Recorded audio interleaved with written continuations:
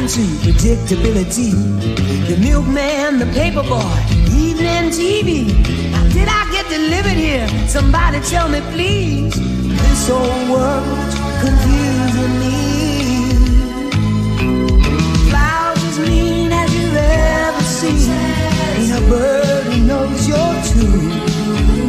Then a little voice inside you whispers, kid, don't sell your dreams so soon. Everywhere you look, everywhere there's a heart, a hand to hold on to. Everywhere you look, everywhere there's a face of somebody who needs you. Everywhere you look, when you're lost out there and you're all alone, life is waiting to carry you home. Everywhere you look. I should really vet these before I just push the button. The Academy Award for Best Opening goes to that one. That was amazing. Our new opening directed mostly by Matt Reeves. I just love the San Francisco opening of Full House, and then just was like, oh, well, that's all in apes. I've got those apes, and then found an ape that matched everyone. Okay, did everybody like their own ape that they were assigned? Hey, I'm a Simpsons Dr. Zaius, of course. Yeah. Did you not like the I was Ultra just thinking, Tonight? Yeah, no, yeah, I spot on. I think all of them. I was thinking that would kill at a karaoke. If you were to sing that song at karaoke night, like it would be everybody's favorite. Have you guys ever gone to karaoke at the little Koreatown we have? Oh, yeah. Where it's like a little private room. Royal 135. And the videos in the background of the music are like nonsense. But they're the most beautifully shot nonsense you've ever seen. It is. Like super high quality stuff. Yeah. Stay tuned for our very special live karaoke episode. Oh god! Oh man, that's gonna be a patron exclusive. I've got a song list in my mind. That might be interesting to just kind of put together. All right, that's the question for the end of the show. Give me like your top 3 karaoke go-tos. So you got a couple hours to think about it. I can do that. But don't let that distract you from providing great content throughout the show. All right. So you just whittle down this giant list in your I mean, I provided that incredible opening. I mean, it was amazing. It was great. I just want to applaud you. I'm kind of glad I haven't seen it. I was good with it. Unfortunately, the brain couldn't join us today. But everyone else is here. We are celebrating 3 years of doing this on YouTube. So the podcast has been around a lot longer. But we're actually 3 years. I checked the math, and the clips align too. So it all kind of worked out. Excellent. Pretty well. Like, yeah. So, which is crazy. Leap day. Yeah. Leap year really almost threw us off by a weekend, but it worked out. But yeah, we've been doing this on YouTube for 3 years, which is crazy. We've had a lot of things happen and a lot of fun topics, but yeah, we're gonna continue to do this as long as they don't take away our access to the internet. So let's get into it. I like to kick us off because I watch 2 fantastic films over the past week. Last weekend, I finally got to the theater to watch Denis Villeneuve's Dune Part 2. Yes. Boy, let me tell you, I don't know, like, I'm not a religious person, but I would definitely change my religion for a movie like this. Holy shit. I'm all in. I'm all in with Lisan Al-Gaib. Oh.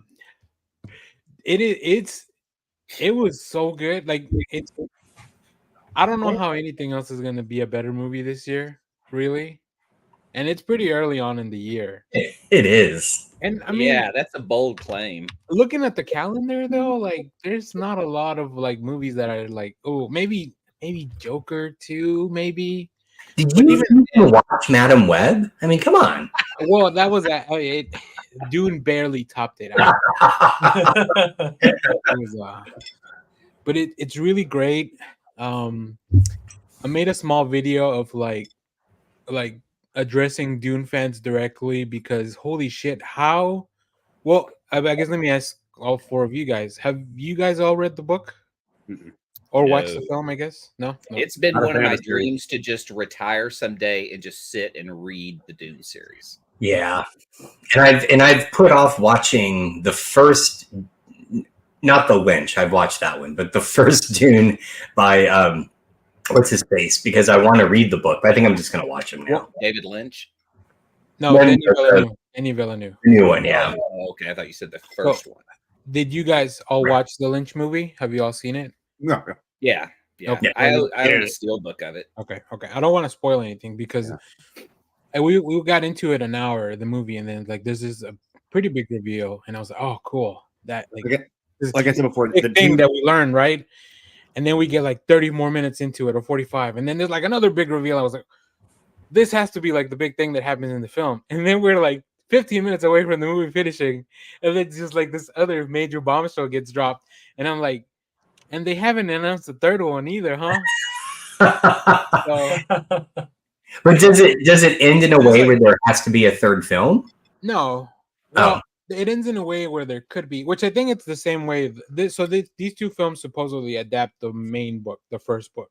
Okay. Obviously, we know there's more books, so I think the door's open to kind of keep doing stuff like this and going back. I heard these first two films do like the first 1.5 books, basically. Really? I think like 7 or 8 books altogether, or something like that. So yeah, and it's like a big story, like the Skywalker saga times 10. Like it's nuts. I mean, I would be on board for more. I've seen these two Villeneuve movies, but that's the only Dune I've ever. Okay, so you've seen both. You haven't seen Blade Runner? 2049? No. As far as Dune, I mean. Oh, okay. Okay. Yeah. Because if you haven't seen a lot of Villeneuve, go watch Prisoners. That's a good one. Never seen that. Huh? Yeah, I've never seen that because of Jake Gyllenhaal. Because you don't like Jake Gyllenhaal? What do you have against Jake Gyllenhaal? What did Bubble Boy ever do to you? Other than Roadhouse, what has Jake Gyllenhaal done to hurt you? Roadhouse and make me watch Bubble Boy. Well, those are the two outliers. I mean, you know. Watching Bubble Boy is a choice. But Villeneuve is great in world building. I mean, like if you look at Dune and you look at Blade Runner, you want to kind of exist in those worlds, which is the coolest part of it. I don't feel like Prisoners is a world you want to exist in. It looks just. I don't know if I'd want to exist in Dune, but I get what you're saying. Me neither. Well, I mean, as like when you're watching the beginning and you're sitting through all the world, basically royalty sits around and listens to Wikipedia describe other planets and shit, and that's what the first movie really is. But it's a beautiful world and it's amazing.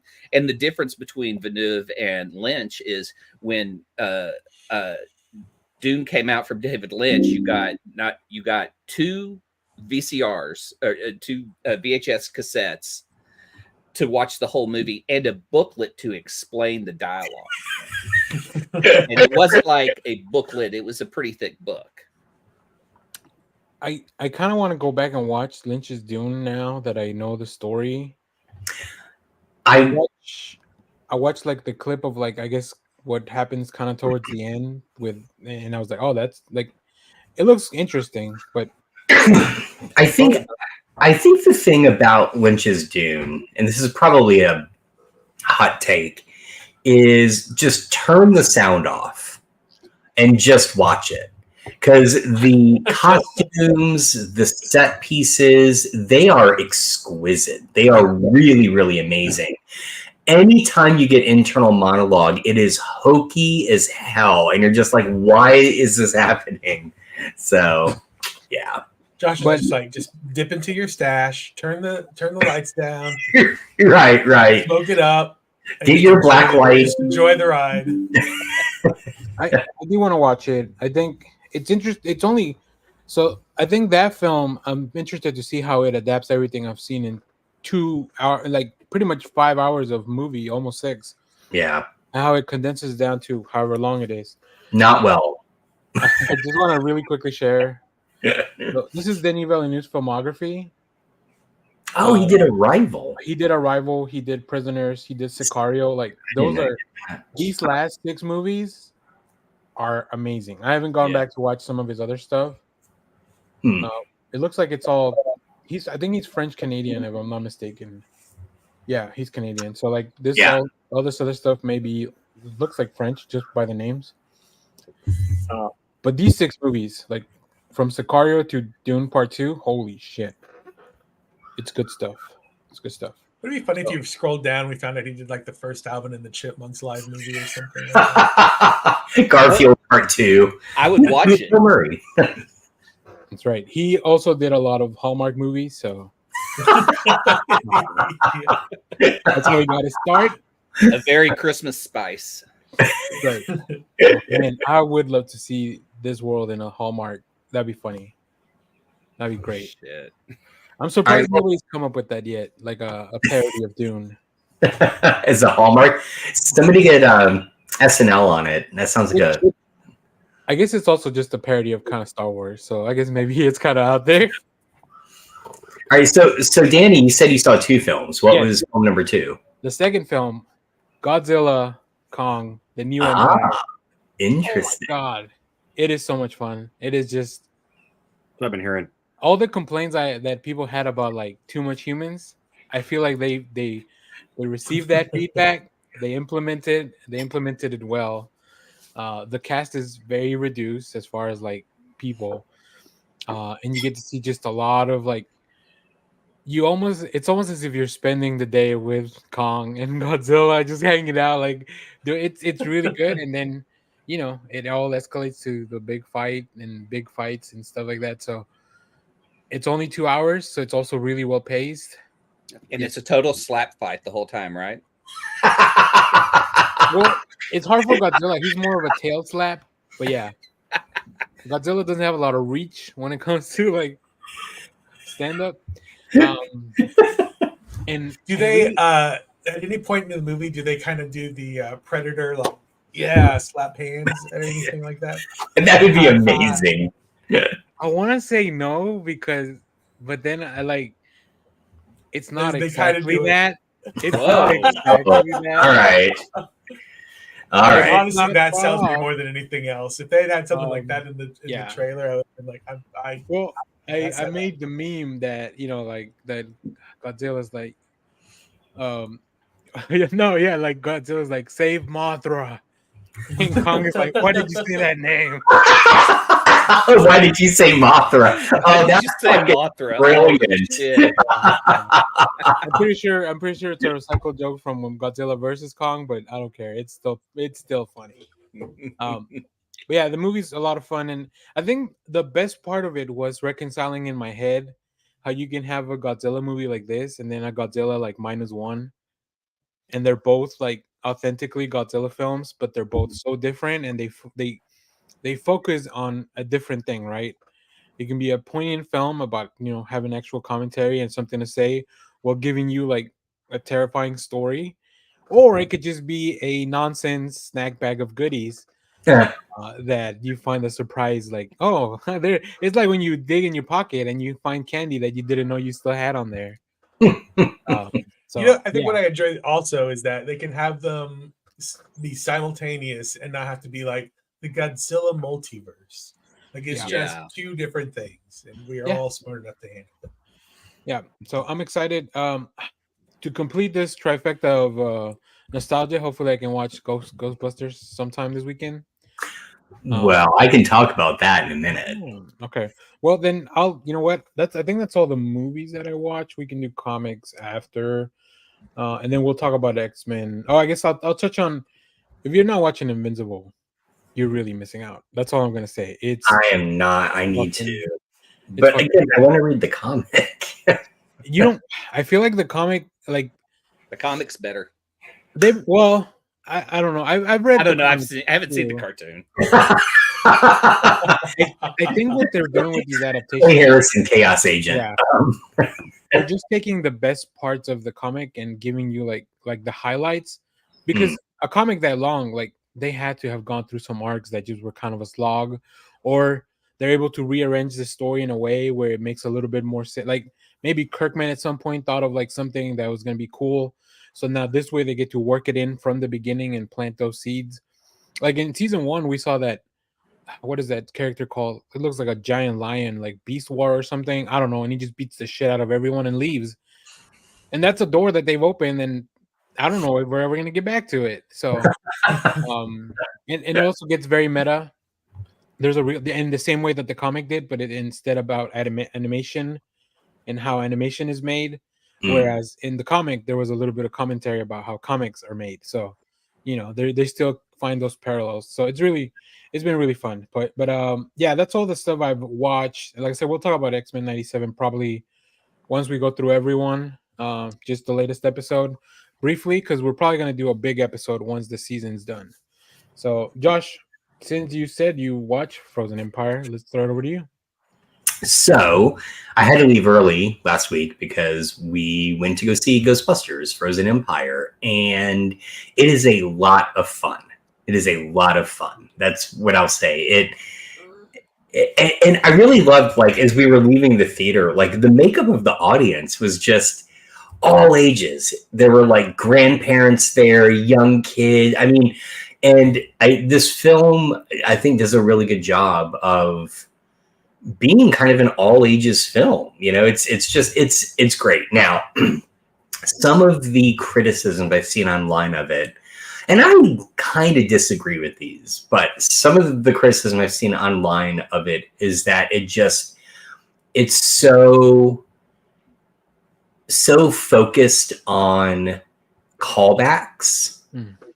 And there's some egregious examples that I won't go into, maybe one or two, not many, but just overall, it is just a fun Ghostbusters movie. It literally brings back everybody but Rick Moranis and why did I just blank on his name? Egon, because of course Harold. Thank you. Oh, and Dana. She's not in it either. But like the whole core original crew come back that are still around. The new crew from the last movie is all there. I did not recognize Podcast because the kid has grown like 10 inches since the last movie. Like clearly puberty hit and he's like way older now. I didn't know him until they said his name. I'm like, holy shit, But I do want to give them props. It really does feel like watching an episode of the animated show, and that's for better or for worse, right? It's for better in the sense that it is playing in this Ghostbusters world without having to constantly call back all the older Ghostbusters stuff, which up to this point, except for the reboot film, that's what all the films have done, right? They've all called back to the original movie. And this one is the first one to just kind of go off into its own direction, a lot like the animated film did. Yeah. God, I'm blanking on his name. Jesus Christ. Murray. No. Kamali Nanjiani. Kamal Nanjiani, yeah. Yeah. I thought he was just going to have like a bit part in it, but he actually plays a pretty big role. Ooh, cool. I like him. Yeah, he's great. There's some really cool ideas they play with it as well. The one thing I will say, and again, I take this as a positive, but I can see how people wouldn't. The pacing of the film is a little weird to the point where I saw it at the Draft House. It hadn't even hit the big ending yet, and they brought us our check. And it was funny because I was chatting afterward with my niece, and my niece was also like, yeah, I thought this was going to be a two-parter. Like, they brought the check, and it was like, oh, is this going to end? And then, like, there's going to be a part 2 they're announcing. But no, they kind of cram everything into, like, the last, 15, 20 minutes. It didn't feel forced.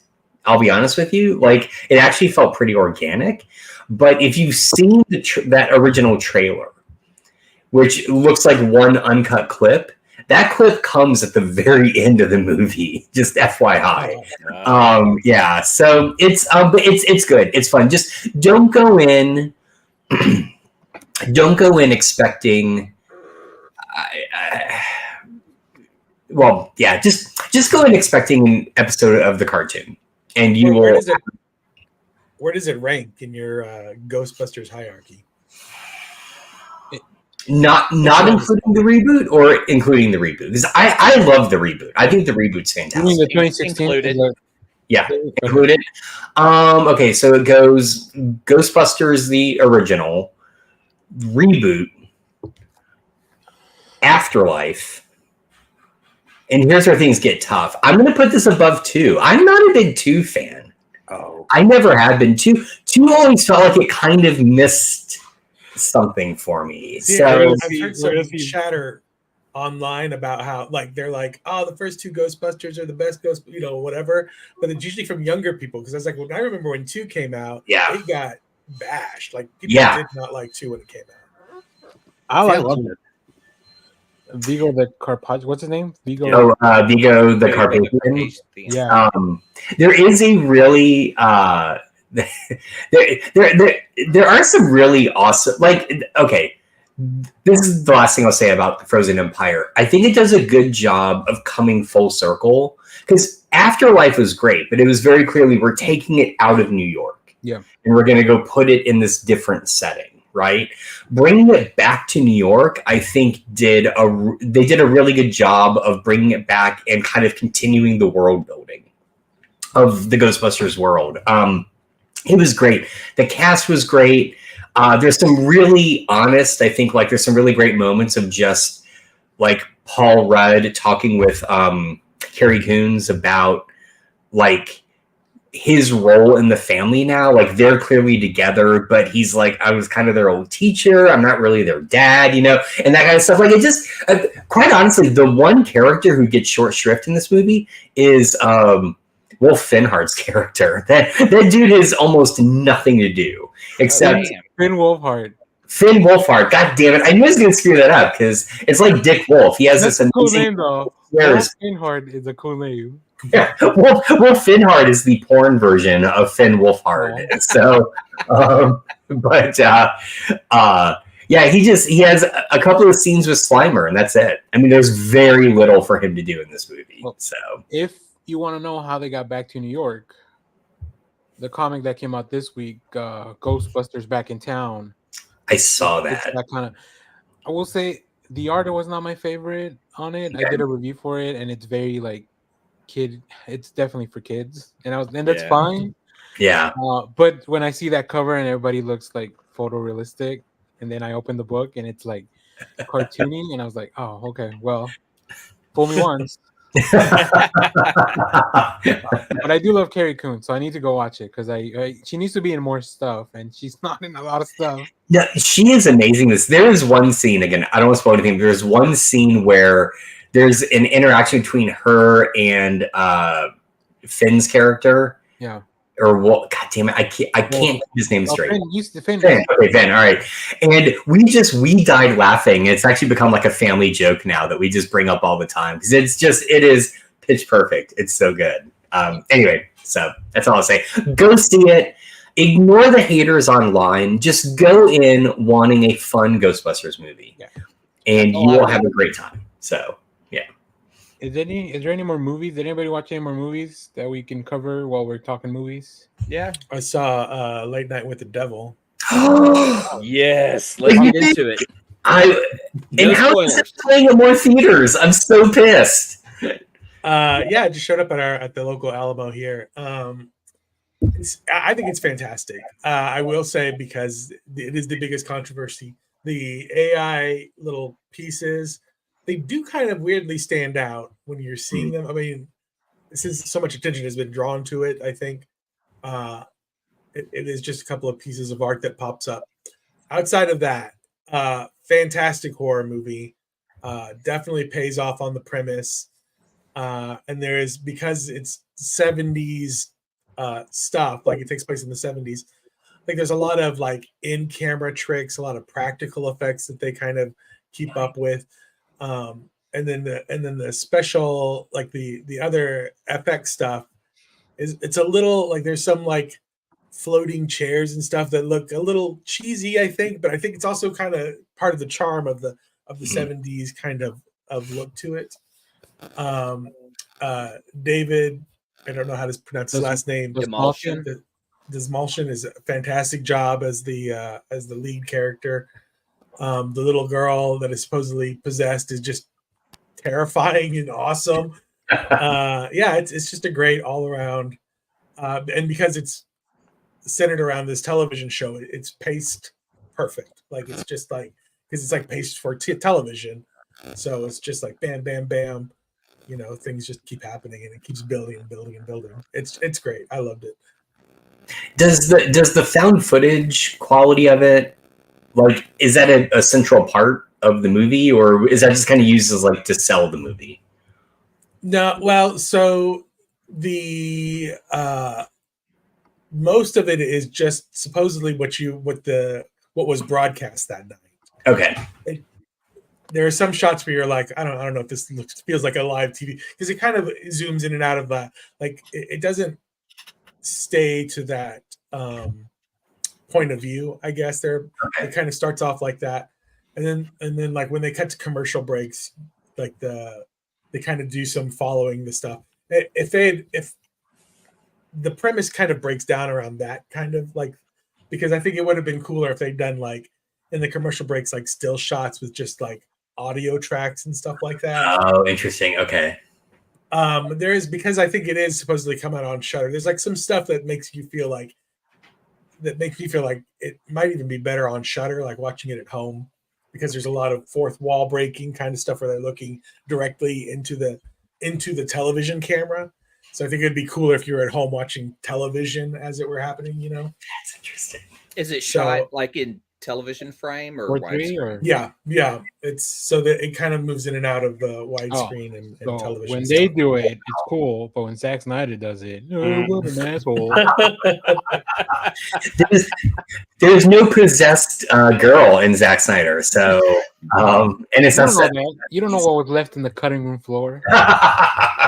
Also, there is all those people that are taking. Oh shit! You're right. Yeah, you haven't even seen the film. We're done. Just forgotten today. So much about it. We're done here. This is a short show. No, I'm just kidding. I mean, that thing is longer than Dune Part 2. Let's be honest. But it's got the same like it does, or a very similar one at least. That is how Batman called Superman. He just started pounding on the ground, and it just popped up. You can hear it. He can hear it. Okay, cool. So, I did enjoy somebody's tweet that said, I wonder how they get off the worms. Like, no, they never explain how they get off the worms. Yeah, it's a whole. I have a lot of questions about worm travel. So we'll leave that up to maybe we'll see what's on the deleted scenes or the extras. Yeah. Clay, you got a movie or a couple movies as well, right? Let's get through those. Yeah. I watched a wild exploitation film I'd never heard of called Macon County Line with Max Baer Jr. Who knows who that is, Kyle? Jethro Bodine from the Beverly Hillbillies. Oh, wow. Yeah, he plays a racist cop in the South. It's so weird. All right. Wow. It is a real wild exploitation film. And it was weird because I saw his name on it and I was like, well, this is interesting. It's like he stars in it and loved the story enough that he helped produce it. But just a lot of wild redneck violence. Fun times. I hope that doesn't say anything about him as a person. Well, it was weird because I almost had to do a fact check on it because he plays a sheriff, but a sheriff in the 70s who's still wearing the Confederate flag on his uniform. God. And I was like, is that real? So yeah, it's a wild ass movie. And it's free on Tubi. I just want to tell you the first 3 sentences of when you started this meant that, like, I understood nothing. Like when you named the person, then you talked about other shows. You said like a character until you got to Beverly Hillbillies. that's when I was like finally on board. I was like, okay. You don't know who Jethro is from the Beverly Hillbillies? Oh, I don't know. I don't know the characters' names. I just know the concept of it. Come on. Surprised they haven't redone them. Yeah. Well, they have rebooted. They did a movie. Oh. Yeah, it had Batman as Jethro. What? Oh yeah. The voice from Brave and Bold. Yeah, Dietrich Yeah. Bader. Oh yeah. Okay. My name? No, not My Name Is Earl. The Drew Carey Show. Ernest P. guy- Worrell. Diedrich Bader. He's trying to I think don't of know the name what of. are you trying to think of something Jim else? Clampett. I'm trying to think of the voice of Slinky the dog from Toy Story. Jesus Christ. Jim Varney. Thank you. Yeah. This is how we get all those views by us just like trying to figure out what the fuck is happening for 30 seconds. Okay. Have you guys watched Grant Morrison's Talking with Gods? I started it. I've never gotten that far into it. It's very so good. It is from good. 2010, and I'll have a link in the show notes. You can watch it free on YouTube.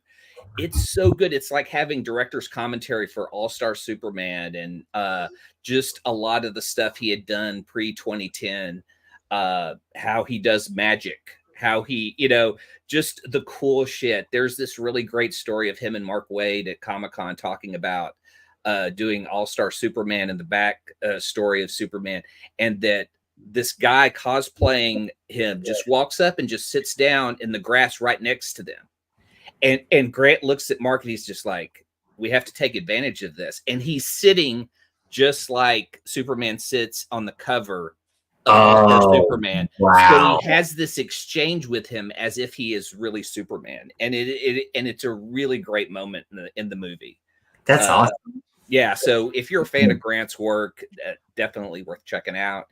I wonder if they have met with James Gunn at all, because obviously All-Star Superman's a big influence, like a call or something. So I don't know that if I ever see a picture of Grant Morrison and James Gunn hanging out for a day, I think that'd be pretty neat. Of any comic creator, that would be the guy I would want to hang out with the most. Well, because he does do that. I mean, say what you will about Gunn, he's definitely a fan of the comics. Like he's always recommending stuff and pulling out panels and sharing them, which is cool because then hopefully that's driving people into the comics more. And I don't recall him doing that as much with Marvel, and I wonder if Marvel just wouldn't let him do that kind of stuff maybe. And then here he's like in more creative control, so he's like, or maybe DC's like, yeah, promote the comics. Whatever. I mean, worst case scenario, we sell more. I don't know what their business plan over there is, so it's really wild the way they business plan. Yeah. We're gonna make this movie out of these comics, but we don't like to promote either. Yeah. So okay. This is my recommendation for the week. In the Realm of the Unreal is a documentary that you can watch on YouTube. It's on Tubi. It's on Peacock. It is the story of a man named Henry. Is it Darger, or how did you pronounce it? Darger. Darger. Yeah. Who was a janitor who had grown up in an orphanage, didn't really have much education, much social outlet. He was very isolated. And while he was isolated, he wrote graphic novels and created them. He did the story, the art.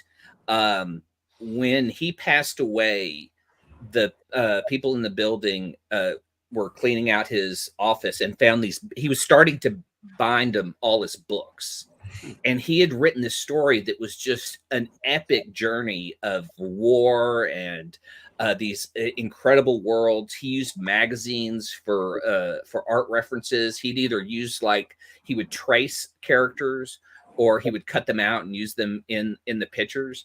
It's called In the Realm of the Unreal, and that's also the title of the book if you want to look for it, because they've printed some of his works. This documentary came out in 2004, so it's been 20 years since there. I hadn't heard of this guy's story, but it is incredible his life journey and things he went through, and just to get to the point in his time, like he passed away in 1973, but like growing up, like just like I want to tell a story, and he put it into a graphic novel form, and that's like the amazing part of it is like he was creating comics essentially through images and the story he felt the need to tell, and it's amazing. It's a really great story. I was just really surprised at like how much detail they had on his life because it was in the early 1900s. So I watched a great horror movie called The Djinn, which is really strange because a kid is kind of the lead of the film, where he makes a wish and all it does is release a genie who goes on a rampage. And so the biggest obstacle is the kid is mute. So there's not a lot of dialogue. This kid has to carry the film with no dialogue and just his acting. And if you're into horror, The Djinn was really good. Check it out. But my big find was a movie called Rotten Tail. I watched last night.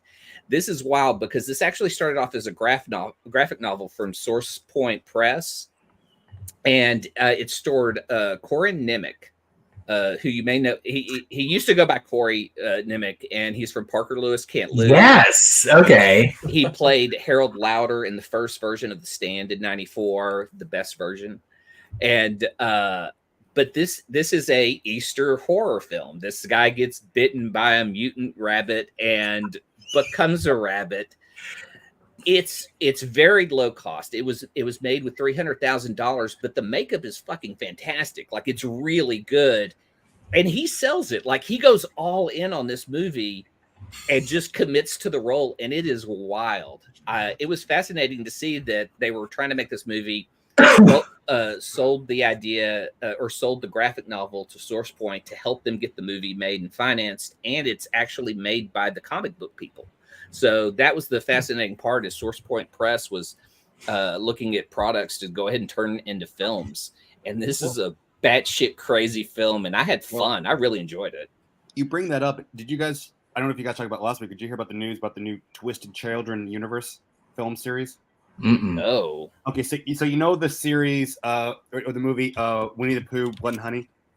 Yeah. Oh yeah, I have heard about this. And they're doing a sequel, right? They made two, and now they have their own cinematic universe where they're going to have Bambi the Reckoning, Peter Pan's Neverland Nightmare, Pinocchio Unstrung, Pooh-verse Monsters Assemble, and Winnie the Pooh, Blood and Honey 3. You know, I understand a cash grab, but when you make a plan like this, because that's all these are, they're really poorly made. Oh, I yeah. know. Yeah, absolutely. But they make money, and that's the sad part, is like they don't put really any effort into it, but they're making money from it. And I feel like, man, if you just put an ounce into some, like, you know, a few things like story, you know, you might be able to validate putting out a project like that. I've seen the trailer for Blood and Honey 2, and I'll say at least how they do the characters, but they're introducing Owl and Tigger in the second one, and it looks a lot better than what they did for the mask and everything in the first one. So at least they're going a little bit further. Yeah, Tigger looks better. I mean, than the first the attempts in the first film. Yeah. So I was adding In the Realm of the Unreal to my Letterboxd to watch list.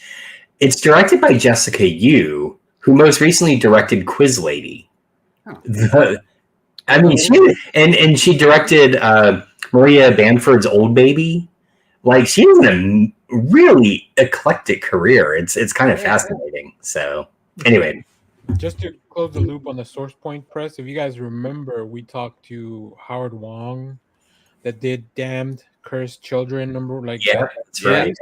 That was a Source Point Press book. So I wonder if maybe they'll eventually, that was kind of the incentive to go with them to, like, because that's definitely a movie pitch, right? Whenever we talked to Howard, like, the way he was talking about the story and everything. Yeah. So, and the visuals would make a great movie. Like, the art in that was so good. There's like shocking there's a wave of zombie kids. Yeah, it's amazing.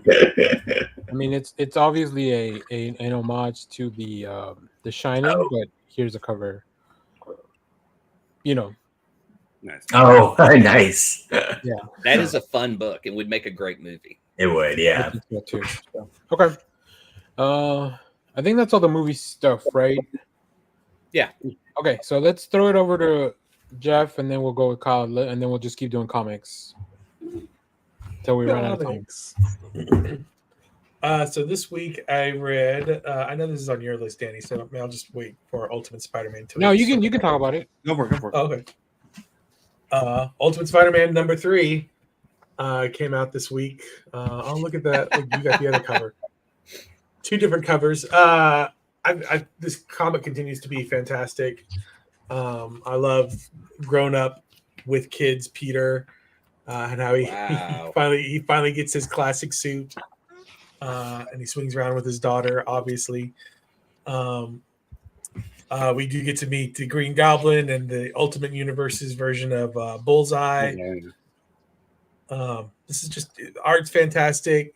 Hickman's still killing it with the dialogue and the character building and stuff.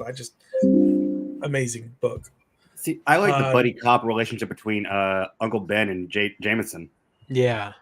Yeah, there's so much to love about this book. Yeah, there's just I was talking to one of my shop owners, Sean, at Sanctuary, and I was telling him, like, this may be the best series that's going on. Like, it's definitely by far the best Spider-Man series out there right now, but it may be the best comic series like that Marvel and DC are putting out. Like, I would have to really just kind of, like, maybe Avengers Twilight is also up there. It's up there for me. Fantastic Four and Birds of Prey are up there every month for me. Yeah. I wouldn't fight. It's definitely a top 3 or top 5. Yeah. See, there we go. Other thing I read this week was Daredevil number 7. This is cool because you get Daredevil versus a possessed Wolverine, and it's a pretty brutal fight. Daredevil has this new white outfit that he's wearing because he's the kind of the most religious version of Daredevil we've seen so far. And it ends up being his old red suit by the end of the fight because he just bleeds all over it. Oh, that's cool. Yeah. This is a great run. This is by Saladin Ahmed with art by Aaron Cooter. Aaron Cooter's artwork is great in it. It's very clean. It's very, love him. It's still very dynamic. I wish Cooter was doing the covers too, because I'm not a big fan of the Daredevil covers at the moment. Who's doing the covers? I think it's John Romita. Yeah. But I'm like, why is he's got his own Spider-Man stuff to worry about? I agree. Yeah. Look at this. I don't know if we can get this. Yeah. Oh man. Whoa. That's good stuff. It's just and then we have one of our book clubs tonight. So I read all of Above Snakes. Have you guys heard of this? No. This is a Western by Sean Lewis with art by Hayden Sherman. Just as like a very, I'd forgotten. I pitched this when we went to our comic book club, and I was just like, it's a Western, which is it is. And it's kind of a buddy. It's a bit of it's like The Crow, sort of, but Westernized. And by Westernized you mean like cowboy stuff, not like cowboy stuff. Yeah. It's like it takes place in the Old West.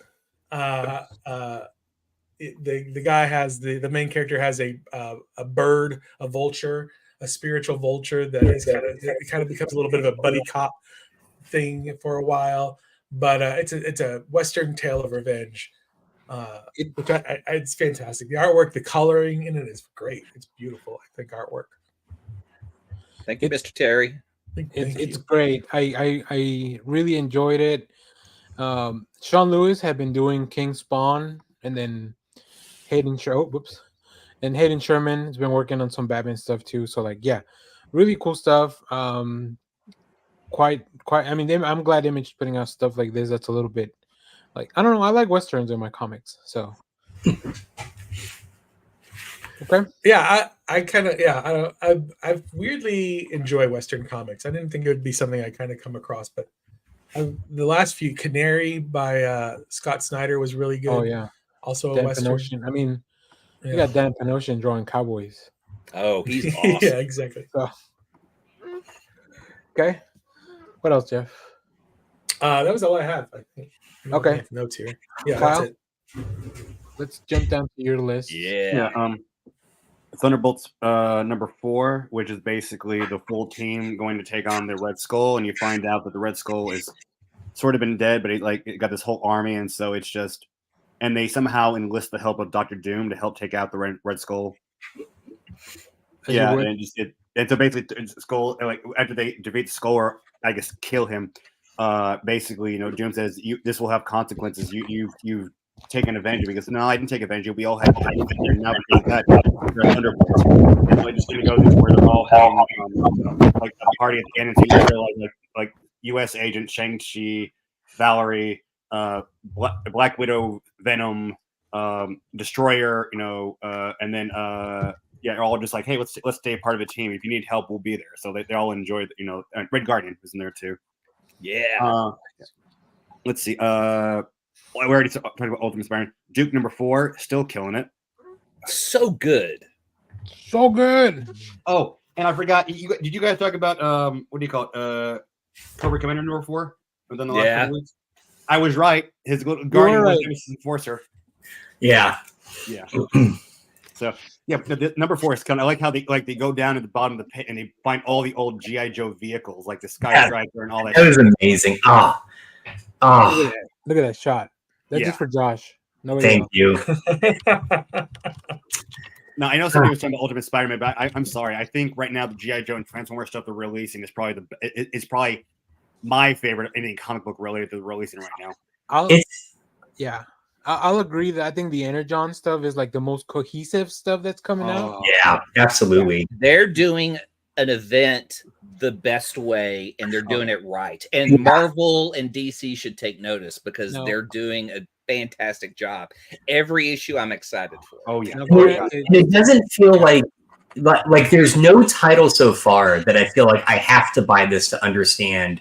But I'm feeling like I'm being forced to buy issues I don't want to read. Like I'm like everything. I'm like I want to read this, and I even love the little nod in Duke where they still haven't officially introduced him yet, but when Destro's staff are updating the stuff, they're like, it's just what you're asking for needs more energy, and I'm like, wait a minute. What other issue is or what other storyline is involving this as well, right? So they're doing a great job using this conceit from the Transformers to kind of factor into everything in the universe. It's great. Oh, it's what they say. Energon makes the world war. I'm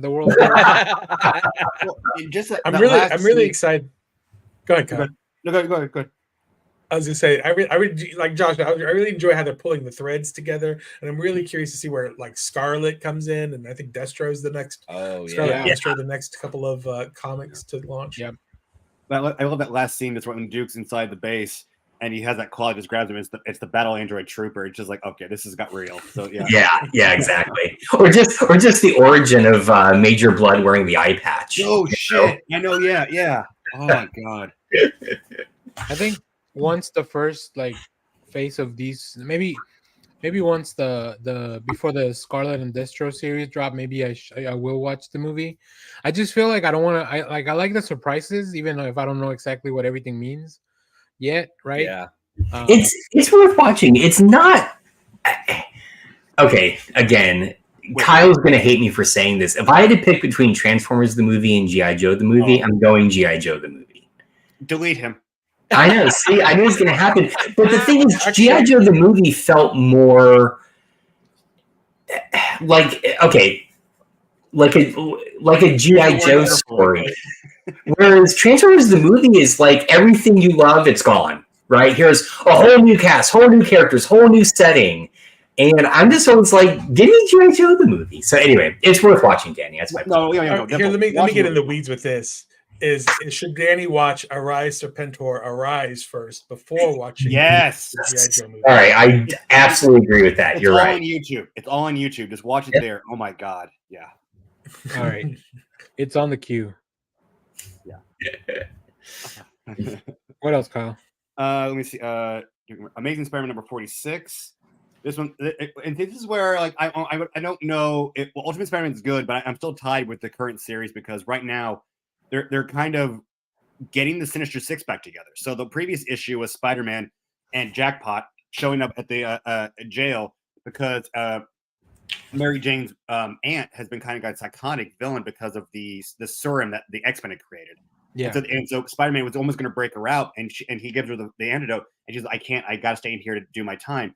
And he ends up seeing, this is from the previous issue, he ends up seeing the Sandman, and the Sandman's kind of been going through like this. He has two different like personalities. There's Flint Marko and this other guy, and the other guy's in charge, and he wants to stay in there to do his penance.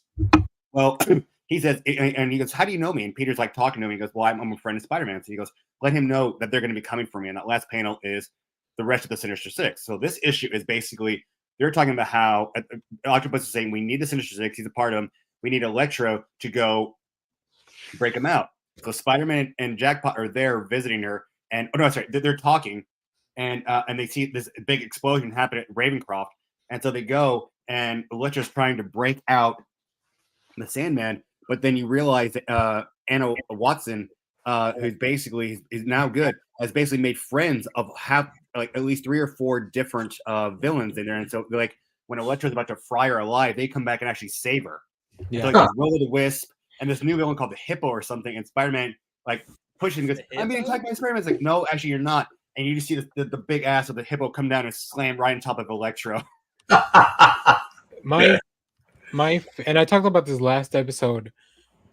I'm a big fan of Carmen Carnero, who's doing the art for this little piece of the series, and it's such a big difference when I like enjoy the art so much more.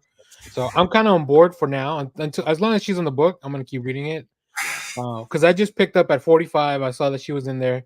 Yeah, and it's kind of the beginning of it. It's after Gang War, so like, if you read Gang War, you probably get a little more out of it. I read all, yeah. But if you don't, it's like you can start from there and let's kind of keep going. It's a little confusing because you like gotta know about the X-Men stuff, and Spider-Man showed up in the X-Men to make the serum, so like he's coming over here. But they explain everything, I think, pretty thoroughly. So yeah, I'm excited to enjoy the Amazing Spider-Man book again. It's just hit or miss like with me. Just yeah. And then let's see. I also have Jackpot and Black Cat #1, the new buddy cop with Mary Jane and Felicia. Which this is kind of fun because it starts off with Mary Jane is doing like the patrol around the city, and you see that Black Cat's in this casino, and it's in this gigantic spaceship that's run by Chance. The guy with the yellow helmet. Yeah, so he's running it, and so she basically steals from it, and Mary Jane's like, teams with her, and you realize that apparently there's like this new app that's on the phones that's controlled by this hacker who basically is controlling all these people because they're using stuff against him, saying, if you don't do this for me, I'm gonna have this person killed. So Mary Jane is trying to help Felicia because apparently you find out Felicia now has a girlfriend, and she's trying to help her out, but then she realizes that the hacker now knows who Mary Jane is, and so it's trying to take almost all the city to take out Jackpot. So it's like I don't know. I'm going to continue reading, but it's interesting to see these two as a team up. I like the team up of them when I think they did a few one shots of them teaming up like in the past, but now that was before Mary Jane got like her Jackpot abilities. You know what this is? This is Marvel Birds of Prey. Kind of. I mean, the beginning of it, I can see that. So yeah, I enjoy. I'm also gonna keep reading this. How did Mary Jane get powers? I'm so confused. It's the bracelet. It's like this. Not what do you call it? I think when they went to every time. Was it when they went to the other dimension? Yeah. When she was trapped with Paul, they developed the bracelet, and think of Dial H for Hero. Yeah. Okay. Yeah. So she does it. She does it's like a jackpot kind of thing. Whatever it comes down, it gives her different powers every time. But when she hits the jackpot, holy shit! Yeah. It's dumb, but it's interesting. I mean, obviously they can help. It's a nice device to like write whatever the hell you need to on your story. So, okay, cool. And then my last one is Green Arrow #10. This is Ollie making a deal with Waller to go find Roy, and he's got Connor with him, and they're in the I guess the Alps or something, and they're about to enter this new facility. It's the Justice League, which is like a Batman created to keep all their most dangerous secrets safe.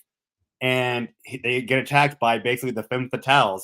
It's what was her name? Arrowette from Young Justice, Emiko, Red Canary, and then also now Mia. Mia's back. They're so Speedy from the original, and they all attack, and he's like, "Oh my god!" And it's basically they're growing the Arrow family, and so Ollie goes in to the safe. He finds Roy. Roy first thinks that Ollie is fake, and they both realize, "Oh my god, you were dead. Now you're alive. How'd you come back?" And it was just like simultaneously they're going down. Who found you? It was Dinah, and they realize. And so basically, you realize that when Roy was in there trying to find this thing for Waller, that they was the base was using all these mental kind of things to attack him. And he goes, "Well, they shut down since you came in. So how are we supposed to? And what they're going to attack you?" And you realize he turns around, and the whole base has created the original 7 Justice League. And so the next issue is Justice League versus Green Arrow. And I think this Green Arrow piece. It's kind of crucial to like the summer event that's coming up. Because Waller, like that Rise to Power or whatever the event's called, Waller's like it's all her, right? So like any book that Waller shows up in, it's kind of like planting seeds for what's going to happen. Well, the most recent she's going to deal with the devil and the Titans. Thank you. Like I was going to bring that up. Yeah, that's what I'm saying. Every book that she shows up in, really, the only 2 books she's really dealing anything is just Green Arrow and the Titans. Those are really the only 2 books. She was also just in what's the other book? I forgot. I don't know if it was Nightwing or I think it was before the Nightwing stuff. But I mean, Tom Taylor's also writing that, so that makes sense. Yeah. I mean, no Superman, no Wonder Woman, no Batman, none of the big, no Green Wonder Woman definitely keeping to herself at the time. So I think she was the very first because she like Major Steel, the main antagonist in Wonder Woman works for her. That's true. That's true. Yeah, and Peacemaker showed up in like the Amazon's Attack book as well. He's working with Waller, so. Yeah, Waller's got her tentacles everywhere. Yeah. Cool. All right, Josh. I'm gonna throw it over to you because you got a few things to catch up on. So we'll just go through as many of those as we can. Sure. Strap in, boyos. Okay, so because last week I didn't get to this part of the show, let me just quickly catch you up on the older shit I've been reading. So I read. I continue to pick these up. The facsimile of Secret Wars, still not a good book, but I enjoy rereading it. Delete him. G.I. Joe the movie. This. I'm like, come on. War of the Planet of the Apes issue. I haven't read the newest one. Oh man, it's so good. So good. Fantastic Four. Again, this is the best book Marvel's putting out right now, in my opinion. Yeah. I just everyone, y'all, and everything I read online is like this is the best FF we've seen since Hickman. Absolutely. Yeah. I agree. So you question the Hickman comparison? No, I don't. I know I've started Hickman's run. They're doing 2 very different things. I feel like Hickman's is as he is wildly experimental, right? Kind of takes the kernel of particularly Reed and kind of runs with it. This is just like, do you love classic Fantastic Four? Here you go, right? It just feels like that. I read issue. I don't have it. It's in a pile somewhere. Issue 13 of Love Everlasting. I'm really curious to see how this thing ends because this is the issue that all the weird shit they've been doing for like 10 issues, you're finally seeing some of the behind the scenes stuff, and it's starting like the gears are clicking into place, right? So finally, this has been a long draw. It's been and again, I think this is I really like the book and I love Tom King, but I do feel like this could have been like 4 issues shorter. Now they may prove me wrong in the next 2 issues because again, Jeff, you said it wraps up with issue 15, right? So something like that. I dumped out of it because it was taking too long to get to the point, and I think I got 5, 6, 7 issues in. And I was like, Yeah, the first trade makes it just like feel like it's never going to end. Exactly, and that's exactly the point I almost noped out of it as well, because that's the point where it starts to drag.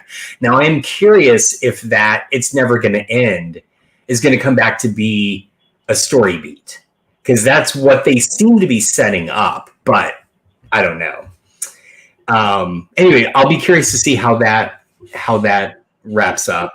I mean, nobody else is doing romance comics, and Tom King's doing this horror romance. Yeah, exactly.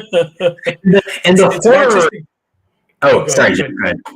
I was gonna say it's an artistic choice to be like, I want the characters to feel like they're living it over and over again, but then it'll also make your reader feel like they're reading it over and over again. Yeah, just like that's a costly choice for me. It is. Yeah. Speaking of facsimiles, I also picked up Wolverine #1 with Claremont Buscema. I mean, you can't go wrong with this. But like I said in the pre-show, it very much feels like a late 80s comic. How much can we get away with, you know? That first run of Wolverine was fucking fantastic, in my opinion. Yeah, it's all right. I was going to hate me. I know. It's fine. There may be stuff about... again, I'm someone who never read Wolverine solo stuff. Like, I never read the Barry Windsor Smith origin story. Oh shit! I know. So I think there's a lot about Wolverine's backstory or his solo stuff that I don't know, and so there's some great stuff in there, man. Yeah. I'm waiting for Josh to start talking shit about Godzilla now. Just so, let me tell you, Godzilla sucks. No, okay. I did also. I've wrapped up Wesley Dodds Sandman. Yeah, this was great. Issue 5, issue 6. I really love the team on this. The writing and the art is really great.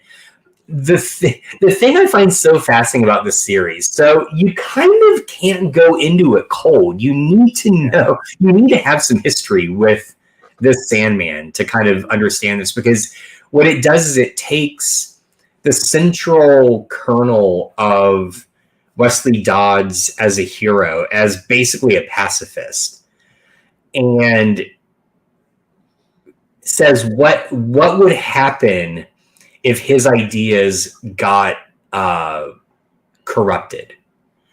And that's all I want to say, because that's kind of like the central conceit of this whole series. But for a 6-issue series, it's solid. Definitely when it gets collected, read it. It's really, really good. I don't see an evil Wesley Dodd. No, he's never evil. It's what if his ideas were corrupted? Yeah. Oh.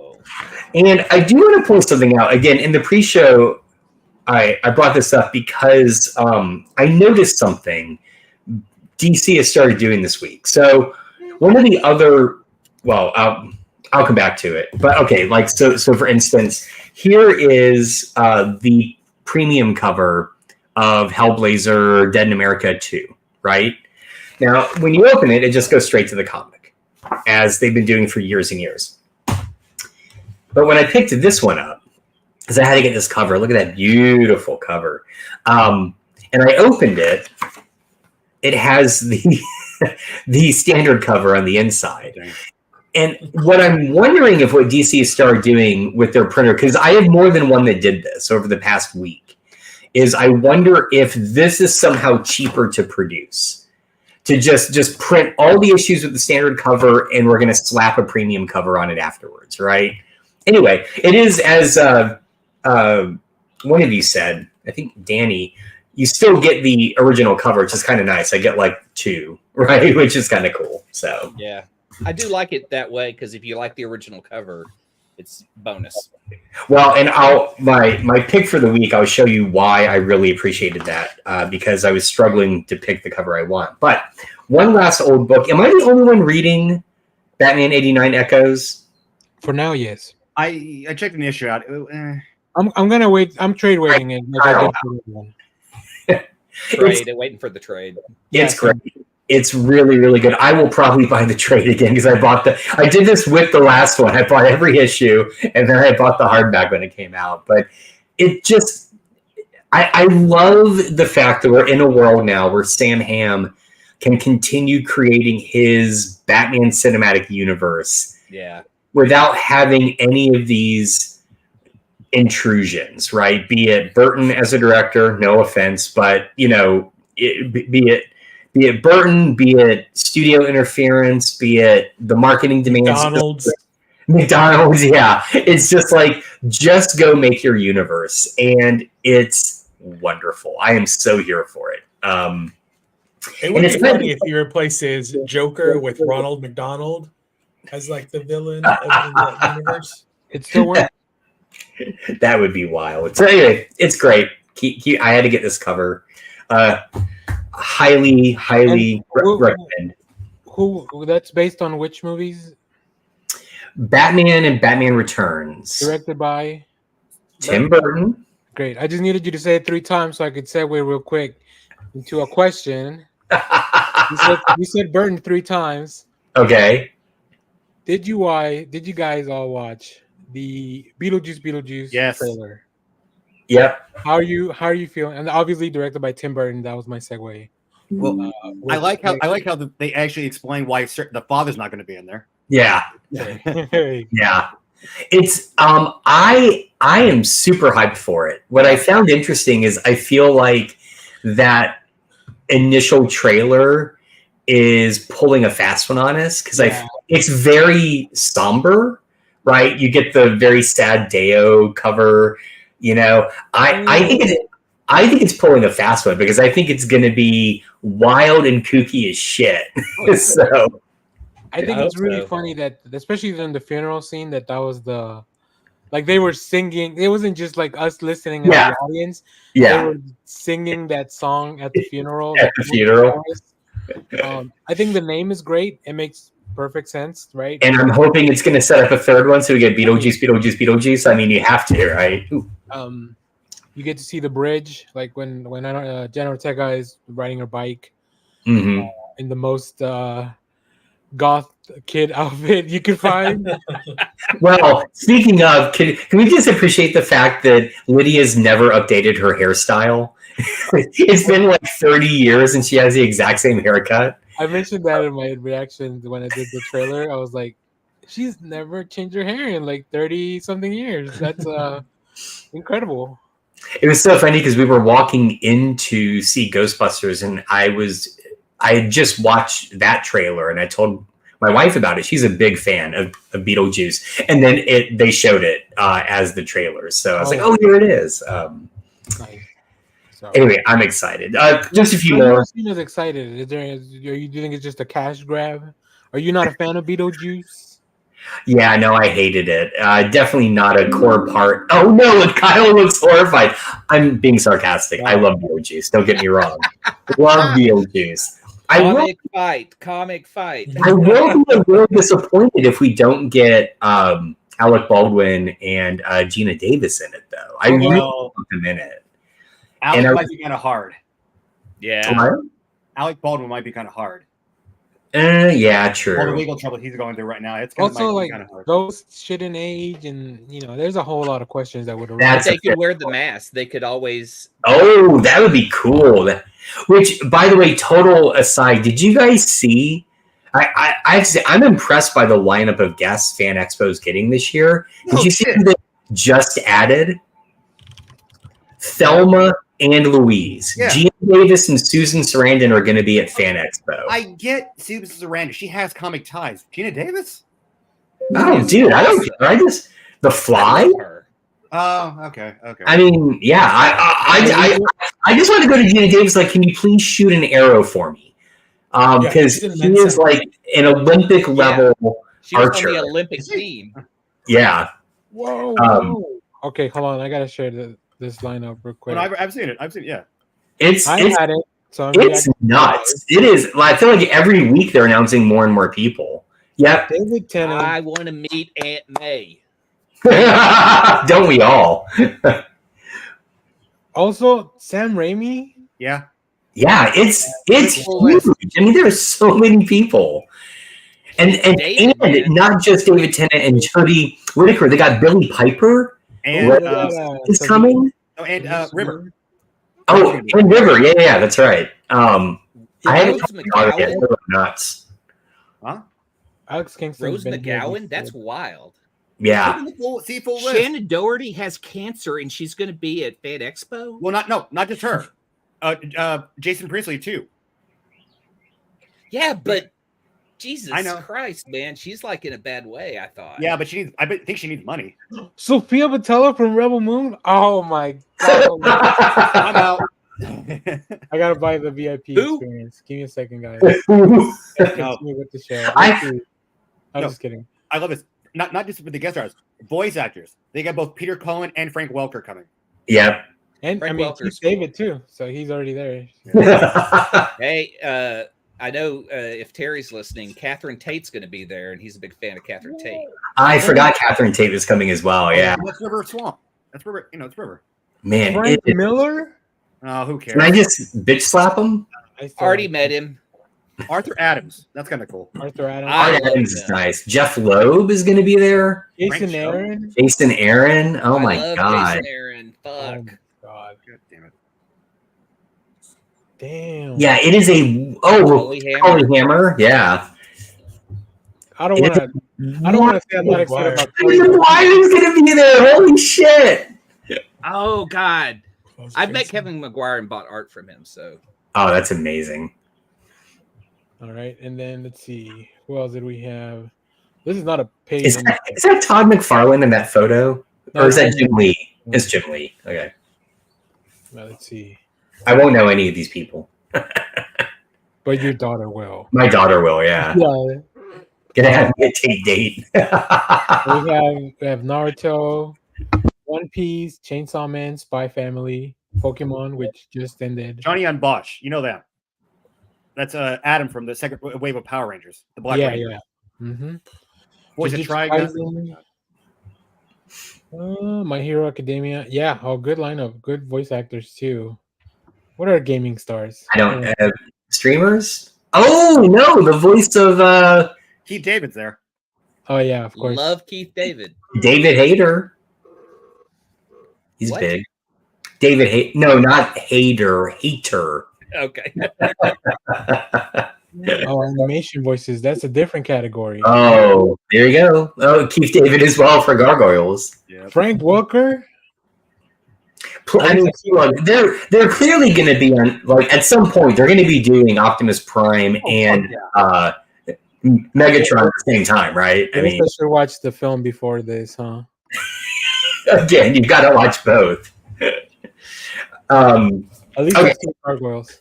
I sent us way down a rabbit hole. You're welcome. Way to derail the show. I will wrap up really quickly. So, stuff again. Oh, hold on, Terry. I missed the comments because I was driving the screen, but yes. Yeah. Yes. Do it. Okay. I briefly want to talk about Under Heist. This is the Dave Lapham book. All right. Here's what is wild about this book. This is issue 2. There's 2 issues. All right. Issue 1 very much feels like a crime drama. Issue 2, it goes fucking bonkers into horror territory, and I have no clue where this book is going. It is wild. Highly recommend if you just want to, again, we're only 2 issues in. If you want to read a book and that is purportedly a crime book, again, if you liked Lapham Stray Bullets, right? Jump into this. As I said with the first issue, it's structured really weird. It's very difficult to follow because there's a lot of kind of time jumps. But with issue 2, what I came to realize is, that's how he's building the horror, is you don't really know exactly what is happening because the main character has no clue what the fuck is happening.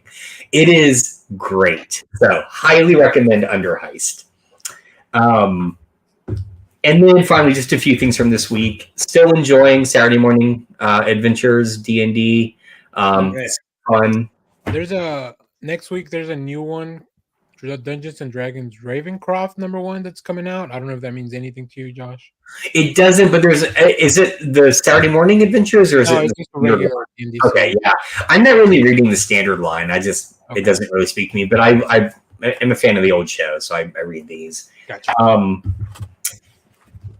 New story arc in Conan, and I think I figured out what they're doing because it goes back to the original artist I really loved in the first story arc. So I think what they're doing is they're flip-flopping the artists for story arcs, which makes sense, right? This is so good. And again, I don't want to spoil anything, but if you've been reading up to this point, the last issue ended on a giant cliffhanger. Where this one picks up, let's just say, is they're very clearly diving deep into the Robert E. Howard back catalog for other characters and universes for Conan to be in. It's pretty awesome. So again, this has been like such a fun book. And it's been a fun book that just really feels like you're reading an old pulp story in comic form, but also just old like 70s, 80s Conan comics, right? So two more. I'm continuing to read Knights. This wraps up the first story arc. I was actually kind of worried it was going to wrap up the whole thing, but it doesn't. A few things come to fruition in this. This book, I don't know how it does this balancing act between like it is on one hand a teen love story, and on the other hand a kind of world-ending apocalyptic sort of thing. It's fascinating. So this should be collected pretty soon because it does wrap up. Just get the preview for the collection. So. Oh, good, awesome! Highly recommend it. You guys jump in. I would love to hear what you think of it. I'll throw it on the folder. Okay, and then for me, the highlight this week. Batman Dark Age. Mark Russell, Mike Allred back together after Superman Space Age. Anyone else read this? Was it just me? I just finished Space Age. Okay, yeah, I saw that on your list. So here's the thing about this book. It really reinvents Bruce Wayne. Again, I don't want to spoil anything, but it's very much about. It's almost kind of like a what if. What if Batman's origin story had gone slightly differently? And you still have the same basic conceit there. You have his parents die. You have thank you. You have Alfred raises him, but it's almost like everything kind of goes wrong. Right? In the fact that he knows who murdered his parents. And I kind of want to talk to Mark Russell about this because the big bad guys in this are a gang organization or called the False Face Society, which is a real Iroquois Native American secret society. And I'm curious if that was like the origin of it. But it's really fascinating. But the thing is, Superman Space Age felt like, to me at least, like a one-off, right? So I was really surprised because I kind of felt like, oh, this is just going to be their one-off take on Batman. No. By the end of this, it ties to Space Age. And I don't want to spoil how, but I just want to say, if you read Space Age, Clay, remember when it was set and what it is referencing in the background from 1985.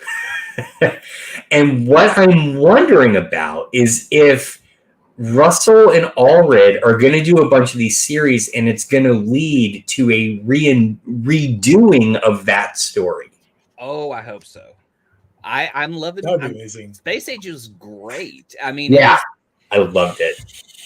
I mean, Ultimate Superman story beyond All-Star Superman. I know. I totally agree. It's so good. Yeah. So anyway, we'll just segue into you, Clay. Tell us about.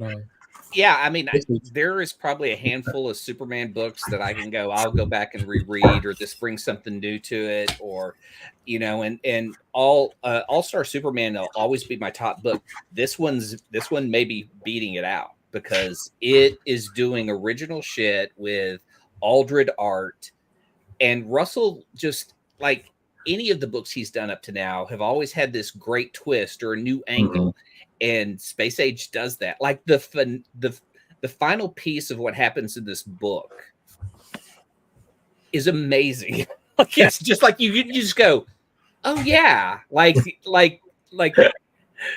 he is the strongest.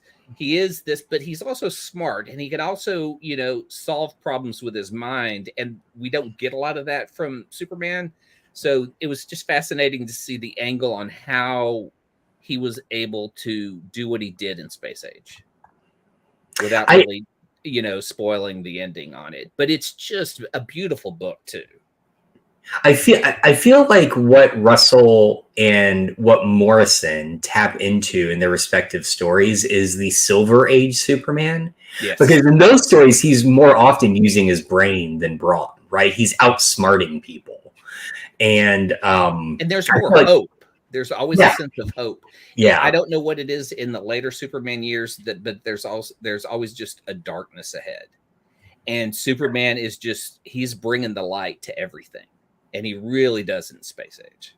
Oh, it's so good. It's so good. God, I know. It's great. But yeah, I only read 2 books this week, Space Age and Void Rivals. And so, yeah. And Void Rivals, I knew what it was a part of. And so it's, what's his name who's writing it from Walking Dead? Oh, Kirkman. Yeah.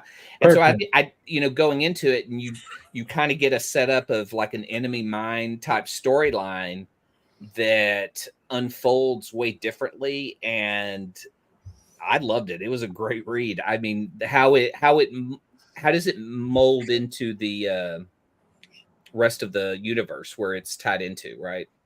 Mm-hmm. Yeah. Oh, so well he hasn't really explained that yet, other than it's very clear that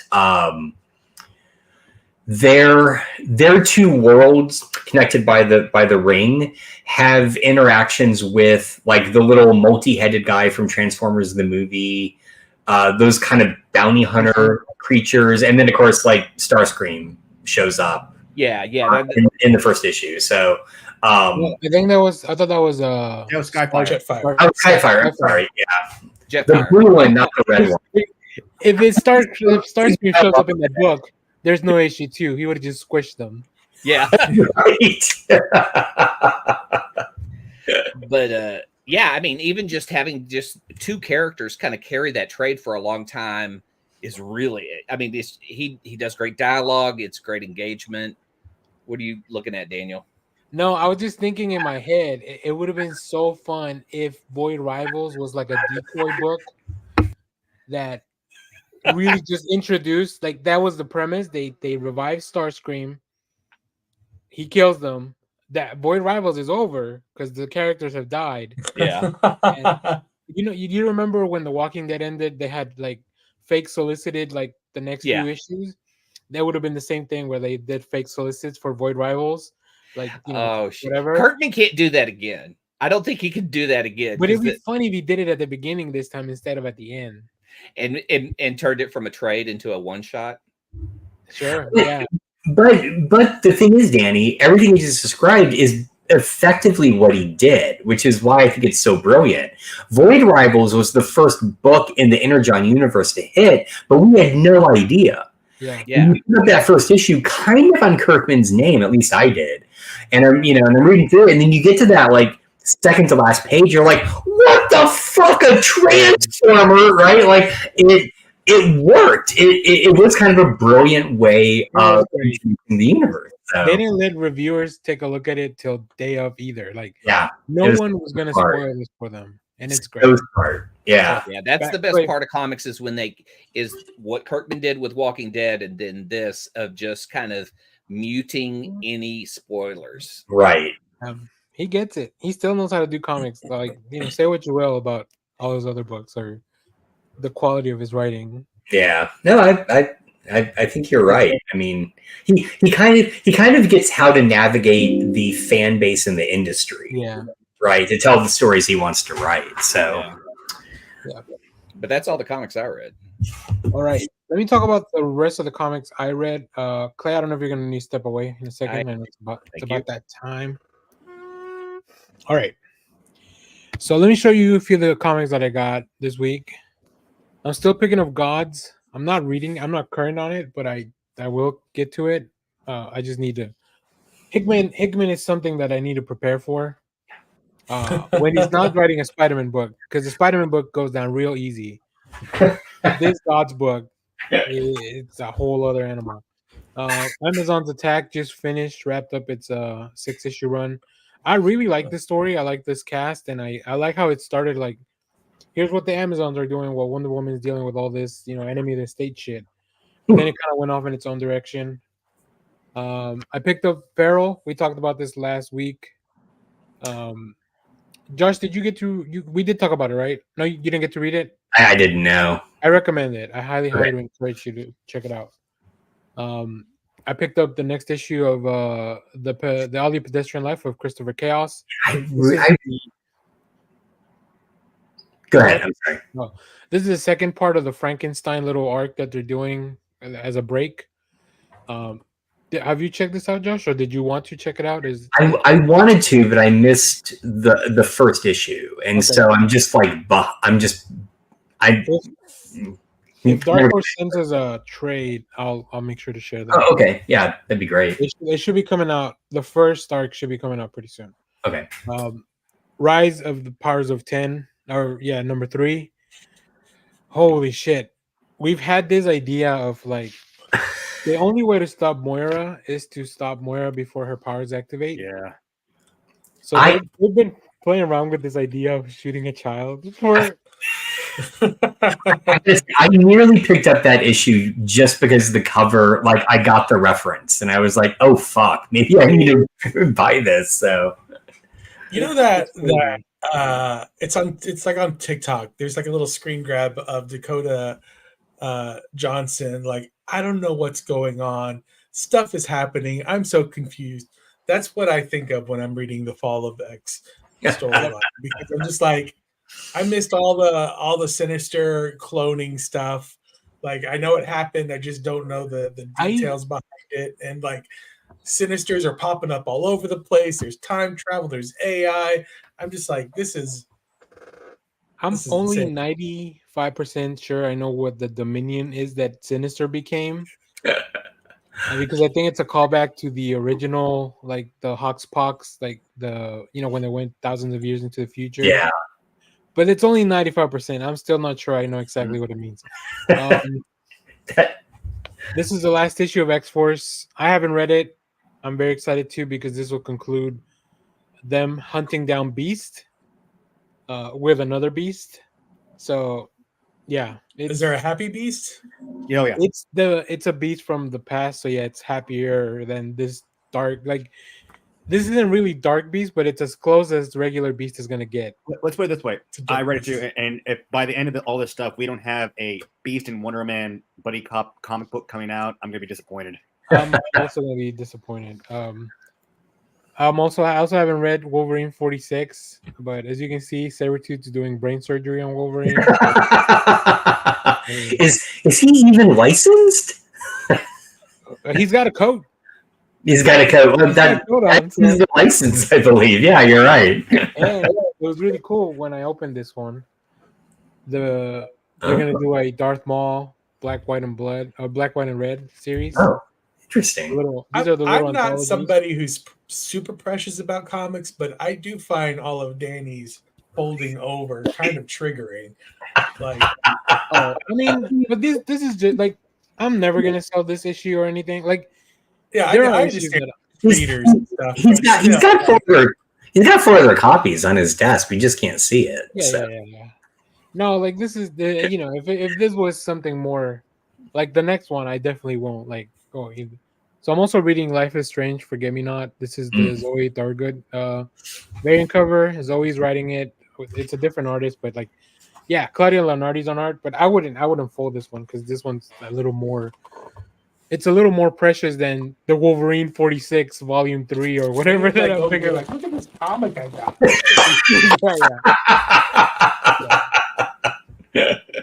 Also, if I went to my shop and they have these for free, Planet of the Apes, Fall of Men, What? That's awesome. which is it is just a reprint of the previous Planet The of the fir- Apes, if the first issue. Yeah.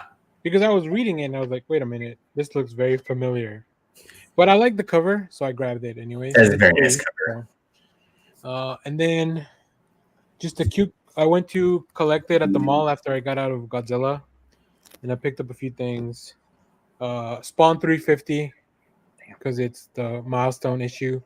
I'm reading Spawn again because I read 351 after all this. Whatever happened on Hell on Earth, like I don't know what happened, but it's pretty exciting that vampires are now kind of in charge of the world because Heaven and Hell lost their powers after Okay. the events of 350. I also picked up this variant for Man's Best. I saw that. Yeah. Yeah, it's really cool. And I picked up this textless variant for I Heart Skull Crusher. I really love the cover, so that was neat to pick up. But that's it. That's all I have as far as comics.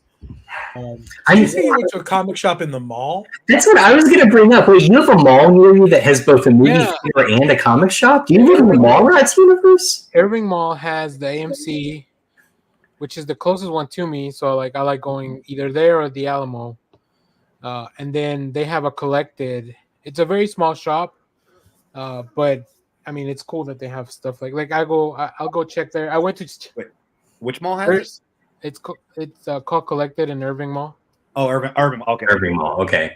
So I stopped by because I wanted to see if they had more of the Star Wars Unlimited. It's sold out everywhere. I need to pick up more of those, but yeah, I can't find it. So it's sold out. Did you buy any? I got a starter deck, so I gave my brother the Vader one, and I kept the Luke one. Have you guys learned how to play? Nope, not yet. Okay. I need to learn though. So if you want to teach me, I'm definitely here for it. Yeah, dude, Does Irving Mall have a Suncoast and an arcade? They have a KB Toys. Really? No, for real? Oh, Jesus! A Radio Shack. Is Irving Mall a time machine? Did I miss something? I will go hang out there. I don't. Yeah, if they have Aladdin's at the mall, but it's very convenient. Well, while Clay gets back, I do want to show you a neat feature that we're going to start doing on the channel.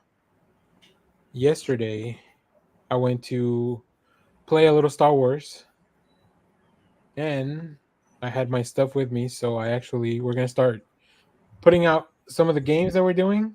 Nice. So you can see. So this is where he was when he wasn't answering his Discord. That's right. Yes, exactly. Right. Well, so I had the phone on Do Not Disturb because I was recording with my phone.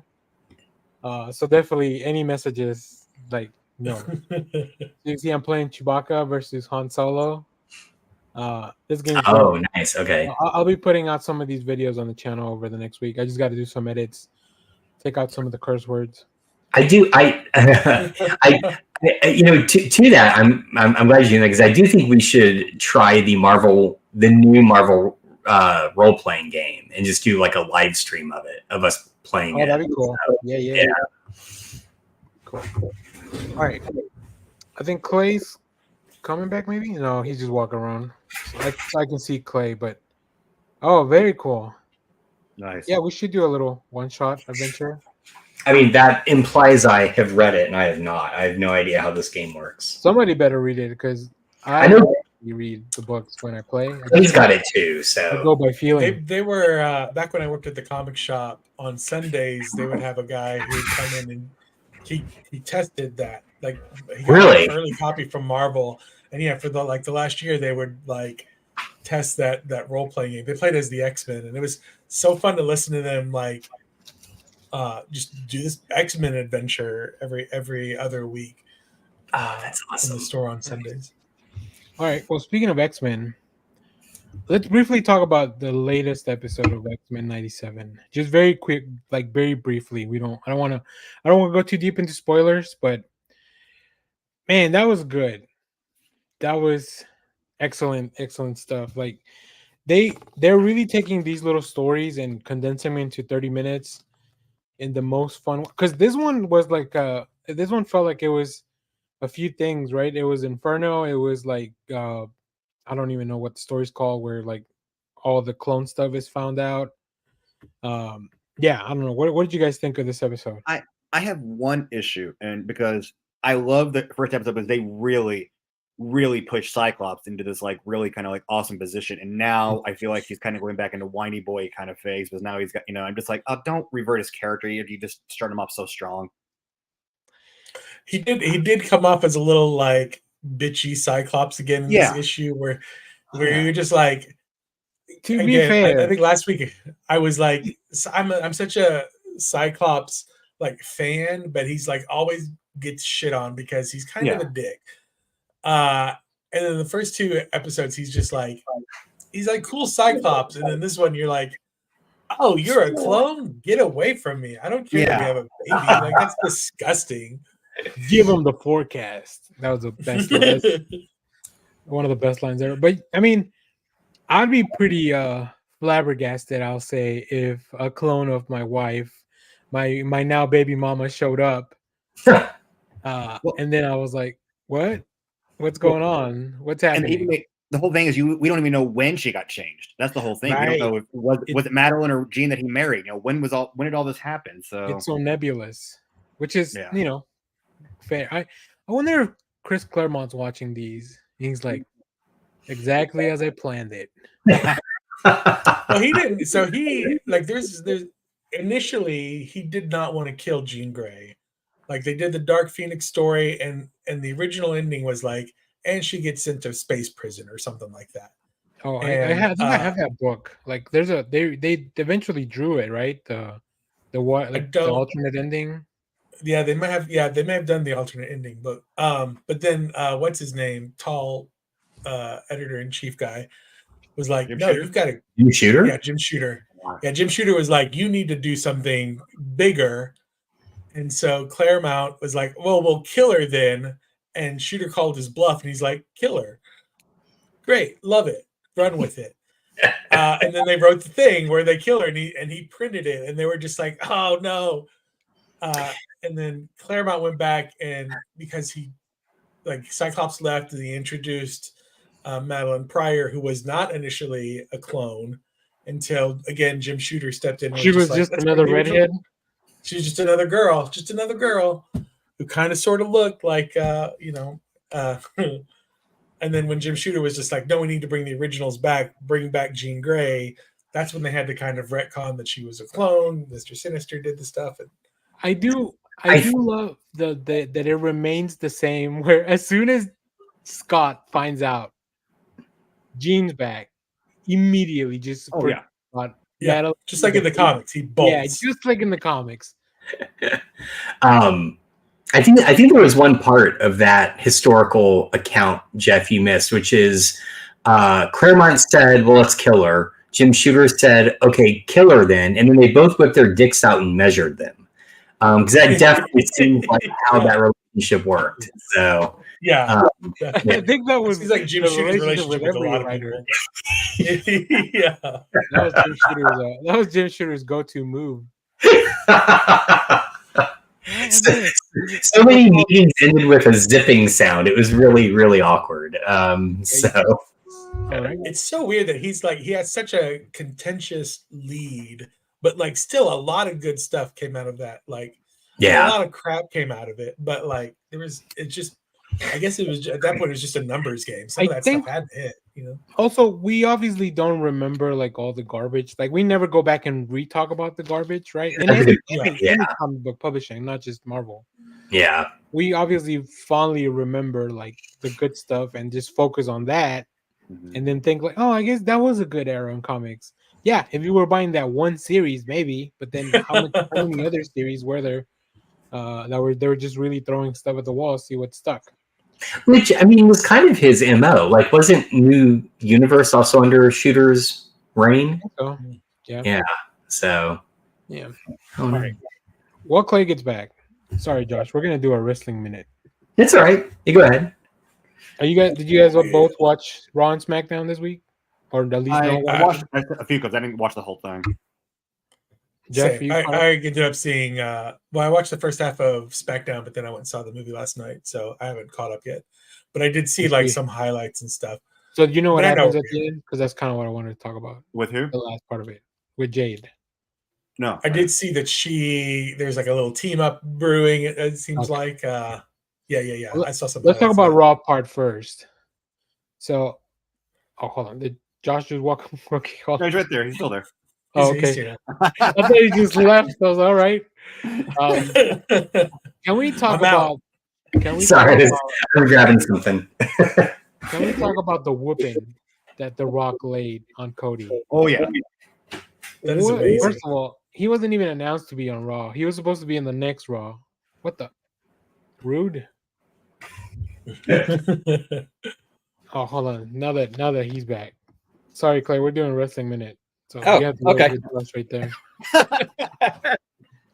What is wrestling?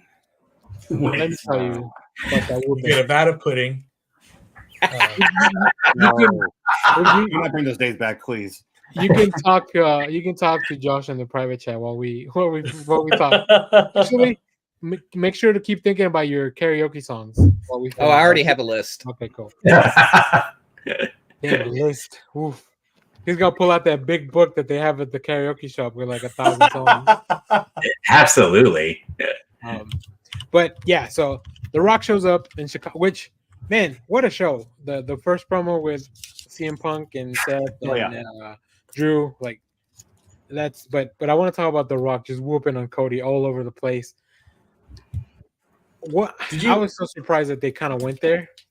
Well, it's been a while since they've had somebody bloody like that in a while too. Also, like social media wise, and they even mentioned it in the show. I think CM Punk says something about it, where I feel like they're gearing up to like in a few months, in about or whatever, we're going over to Netflix. That's when we're really going to go nuts. So I feel like there's a lot of like this kind of like slow build to like wait till we get over there. Yeah, no more PG. What did you guys think about the theories behind? Because during that Rock beatdown, you saw the Stone Cold Steve Austin, the John Cena, the very prominent signs for these older wrestlers that they are like supposedly maybe bringing back into WrestleMania because this is all here's what's going to happen. Out. During the Seth and Cody are going to lose the tag match.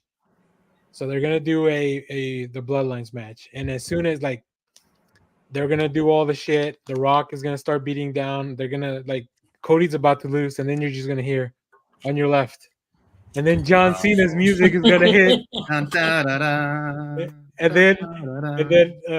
then Steve Austin's music is gonna hit. The glass breaks. I think we get a bigger pop if we do Steve Austin's first, and then John Cena. Yeah. So yeah, I think they're gonna have like an Avengers Assembled moment where these guys can come in and take out the rest of the Bloodline, and then it'll be finally a fair fight at the end. So we'll see. That's kind of what I'm thinking based on what people are saying online. So, all right. Yeah. The other thing I wanted to mention. So Jade Cargill made her debut, and Jeff, when you and I did a segment a few weeks ago, we didn't know what her plans for WrestleMania were going to be. But it looks like from what they're setting up, the main event last night was Bianca Belair and Dakota Kai. And of course, the Kabuki Warriors showed up to beat down on Bianca Belair. Naomi tried to do the same, but they were still outnumbered. And then boom, Jade Cargill shows up. Holy shit. Her presentation is insane. She did a wardrobe change from when you first saw her in the show to that night. And it looks like they're gonna do a 3-on-3 match with Damage Control. And that feels like such a with Jade and EST Bianca Belair, like and Naomi, like it just feels like it's gonna be such a squad because all Damage Controls are all short, these tiny little like. I'm just like oh no. Jade Cargill's pretty she's massive and strong, but man, she was just like handling them like if they were children. I don't know. That seems exciting. So, all right, I think that's our Wrestling Minute. So, Before we move on to our songs, and we're getting pretty close to the end of the show. Hold on, let me put everybody back in place. I don't want any complaints from the fans. What are you guys doing for Eclipse prep for next Monday? Because we are in the path of totality. Oh, hey, let me just tell you, my wife is so hyped for this. So we're planning stuff, like we got it all ready to go. So. You know what the funniest thing I saw online is that whenever the eclipse passes through your city, purge rules are instituted.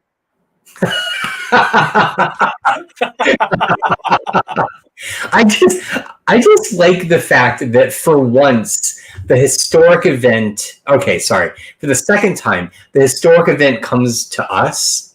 I guess the first time would be like the assassination of JFK, but this time it's like we were waiting for that tour. We were waiting. Yeah, right. How much notice did you guys get in advance that was gonna happen? We had socials back in '63, but no, I'm pretty hyped for it. So I don't know. What about you guys? I will say, and they've said on the news, like, make sure this week go get your groceries early and stuff like that. Go get gas early, because there's people coming from all over the place. Yeah, that's the thing. There's the thing, Clay. There's people coming from all over the place to like cities where there'll be like totality, like the eclipse will be total eclipse, where it's like it's not like the city's ready to receive a lot of people in like the first week of April for no reason. Right. So that's kind of what they're just recommending. Like, there's gonna be more people in town than usual. The purge is gonna start as soon as the eclipse begins. So like, it's gonna be a weird 15 minutes or so. My prediction is the eclipse will come down and it will basically reenact Night of the Comet, and everyone that is outside looking at it will be turned to dust, and we will all gather at the mall. I got my but it has to be Irving Mall, because I need the comic shop and the movie theater. Like, those are essential. That's a good one.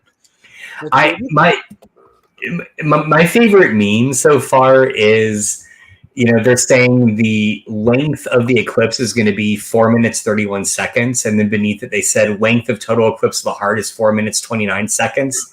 You know what to do. I got my I grabbed one of my comics that came with 3D glasses, so I'm ready to put them on and look at it directly. Oh God, yeah, your poor retinas. What if it passes by and it's like 8 billion genies, and all of a sudden we have that moment where we have one wish? Yep. Oh my God! Wow. Do you guys ever think, like, is it ever in the back of your head, like, what if the sun what if the sun's fully blocked and then like it stops moving? I would say the simulation is broken. Well, okay, wait. So we were talking about the eclipse the other night, and my wife has an indelible connection in her brain between the eclipse, and she looked at it. I was like, "Have you guys seen Dolores Claiborne?" That's what she asked us. Have you guys ever watched that movie? I've never seen it. Yes, I unfortunately saw it in the theater. Oh wow! Okay. Wow. Yeah. Kathy Bates. Apparently, there's a murder during an eclipse. So it ain't Misery. Purge rules. He told you purge. Yeah. Yeah. There you go. Listen, the former president looked at it directly, and he seems to be doing all right.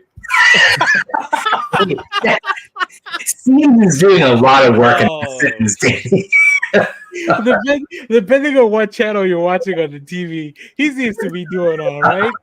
Yeah, between Genius and Simple Jack. What's the new bar for doing all right, and why does it involve 91 felony counts? So no. He's had a sneaker release and a Bible release this week. Bible release, yeah.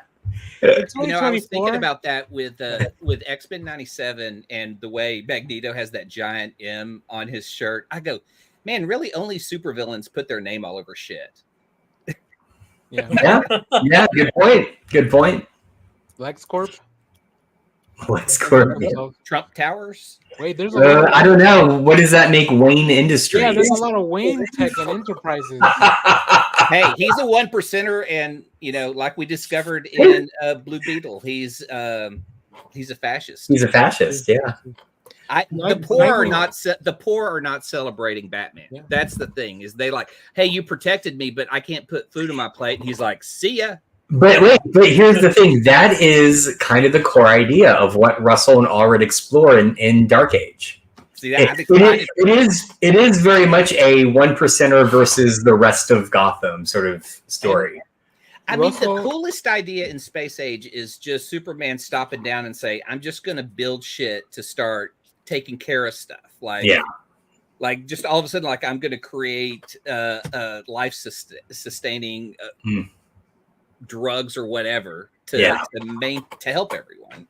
Look, the X-Men tried it, and look what fucking Orcus ended up doing with it, right? Yeah. And I just started Hulk, Agent of S.H.I.E.L.D., the Mark Waid run. Oh, yeah. And it's all about Bruce trying to come to terms with, like, Reed and Tony are always, like, saving the Earth, and their brain's so smart.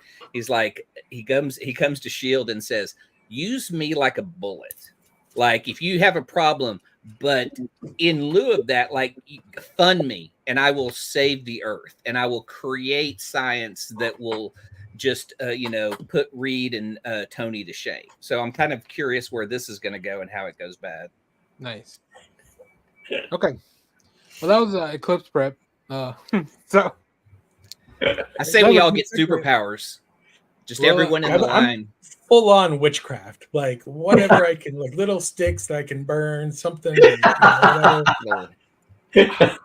just want everyone that day is going to try to open a barrier. Right, yeah, exactly. I really need teleportation. Cannot get here soon enough.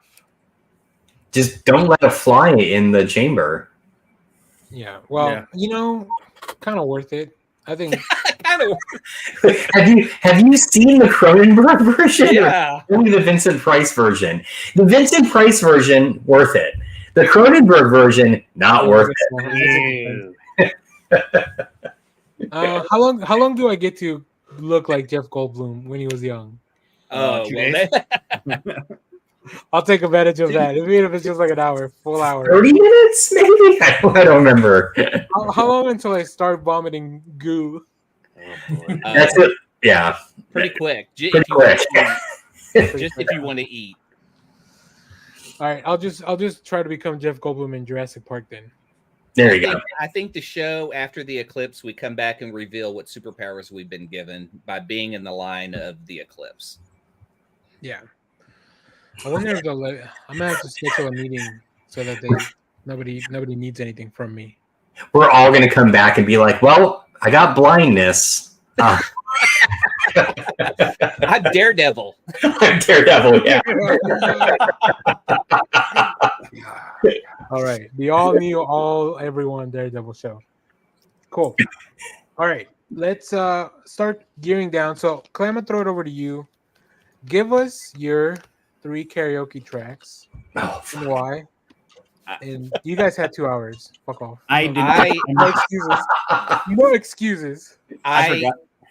My playlist is called Cringe. So the first song will be me singing Genie in a Bottle. I love it. Then I will transition to the Divinals, I Touch Myself. Nice. And then some Afternoon Delight. I knew that was coming. And I'm going to finish strong with Never Gonna Give You Up and some Rick Astley. Perfect. That's solid. That's solid. All right. I can go next if you guys are still thinking about it. Do it. I got mine. First, my go-to is definitely Bon Jovi's Dead or Alive. Good one. Because I'm a cowboy. On the steel horse you ride? Yeah. And then Radiohead's Creep. Oh, that's a good one. Oh, that's a good one. I don't know if I can still get there in the falsetto section. That's a tough one. It's not like you're singing some Dolly Parton, Jolene. No. And I'm gonna end with Blink 182's All the Small Things. I love Blink. Yeah, so those are my 3 go-to karaoke's, and I'll sing some Britney. Somebody requested. A little toxic. I don't know. Yeah. Oh yeah, that's a good one. Who? Josh, you want to go next? Sure. U2's Angel of Harlem. Is that one of the songs they put on your iPhone without your consent? No. Way earlier than that. Way earlier. Then REM's It's the End of the World as We Know, and I Feel Fine, but I impress everyone by turning my back away from the monitor because I can do it from memory. And then at that point, I just drop the mic and walk away. So that's a win. They charge you to break those microphones. All right. Was that 3? No, I just did 2. I just okay. Fuck I took his extra. Jeff, you got any songs you karaoke? Oh yeah. So I would start off with "Scenes from an Italian Restaurant" by Billy Joel. Oh, nice. I move into Brother Love's Traveling Salvation Show by Neil Diamond. And I end it with At This Moment by Billy Vera, which is that one song that they played on Family Ties. Yes. Where Michael J. Fox got his heart broken for the first time. I love that song. Actually, I've won a karaoke tournament with that song. So damn, nice, man. Oh, whoa! Keeping secrets over here. We got Terry in the chat. You Goodbye Horses. Full tuck dance from Silence of the Lambs, or what was the Kevin Smith movie that had that same tuck? Oh yeah. Clerks 2. Was it Clerks 2, right? Yeah, Jay and Bob 2. Oh no, Clerks 2. Shit, yeah, you're right. Yeah, he's in Southside doing that. What's wild is I've seen Terry's performance of that, so I know. I can't believe Buffalo Bill's the same actor that was on Monk. He was in Fast and Furious too. Wait, who is he on Monk? He's one of the cops. Captain. No, that holy shit! Captain Stottlemyre? Hold on. Are you shitting me? You just figured that out? I never knew that. I'm right, Clay? Yeah. Oh my god. The last time. Wow. The latest time I saw Silence of the Lambs, I had just watched the new Monk film that came out recently. Mm-hmm. His voice is super recognizable, even though he sounds very different as Buffalo Bill. Like yeah. Oh, I'm glad this was such a mind-blowing fact for everyone. I know. Dude, that's amazing. Look, Kyle's losing it. Kyle, his whole life changed right now. Okay. All right. Wow. Kyle, did you have any songs? Did you come up with any songs, even if it's just I was gonna say, but I actually have some go-tos. I always go to. It wasn't real hard to think about. So my usual go-to for karaoke is just because I was a huge fan of the band growing up, the Monkees, Daydream Believer, and Pleasant Valley Sunday, and then third, Josh made me think about this. REM's Losing My Religion. Oh, that's a good one. Yeah, that's solid. 2 REM songs in this. Yeah, I thought you were gonna say. I can do all REM songs, but I think you were gonna say the theme for Transformers, the theme for G.I. Joe, the theme for Power Rangers. That's what I thought too. Teenage Mutant Ninja Turtles. That's an easy one. Vanilla Ice song. Thundercats. Yeah. All right. Ninja rap. Go Ninja, go Ninja, go Ninja. So let's do our recommendations and get out of here. Who wants to kick it off? I got one. Oh, Clay, you go ahead. I talked about it earlier, but In the Realms of the Unreal is a documentary about a guy who was orphaned, grew up as a janitor in a hospital, isolated himself, and wrote comics, like created an entire world. And when he passed away in 1973, they found his collection as he started to bind it into books. It's an incredible documentary. It's free on YouTube and Tubi. It's called In the Realm of the Unreal. And I believe you can buy the book too that he did, because they ended up publishing it. Nice. Yeah, and I think Fantagraphics put it out. It was one of the, or maybe Drawn and Quarterly. I could be wrong, but I recall when that came out. So, okay. I'm going to recommend Red Sonja, Empire of the Dam #1. There's a new Red Nice. Sonja series by Steve Niles, who did 30 Days of Night, if I'm not Yeah, I love mistaken. Steve. It looks like a kind of a horror style. And then, I was looking through the covers, and of course it's Red Sonja, so like it's all cheesecake. But I'm not mad at cheesecake every once in a while. This is the part that gets us kicked off of YouTube. Just me going over the Red Sonja covers. or any Dynamite title, really. So Yeah, that's kind Why of is this Cruella de Vil cover so revealing? I don't understand. My recommendation kind of spins off of that. So here, let me share my screen real quick. So mine is going to be, because of this new Conan comic, there's an imprint called Heroic Signatures, and they currently are the IP license holder for all of the Robert E. Howard stuff. And one of the things they started doing that I kind of stumbled upon is they're trying to bring back this sense of like the pulp era that Howard originated all these characters in. So they have started a monthly short story publishing series, the Heroic Legends series. Every month they put out a new short story, and some are truly short stories, like maybe 20 pages. Others are like novellas. There's one that's like 80 pages long, but they're all $2, and you can get them on basically any ebook platform. They've done like 5 or 6 Conans. They did one Bailet, which was the first one I read. Actually, that author, V. Castro, used to live in San Antonio. She's from San Antonio. They did one Solomon Kane. They just released, I'm halfway through it, this, I'd never heard of this character, Bron McWarn, which in my brain just is to the tune of Jimmy Crack-Horn. But I'm halfway through that one. But yeah, I mean, they're just great. I think it's really fun, like every month to just kind of go to your ebook store and look and see what they've released, and you can read it in one sitting. So these are all text? They are, yeah. Okay. I know.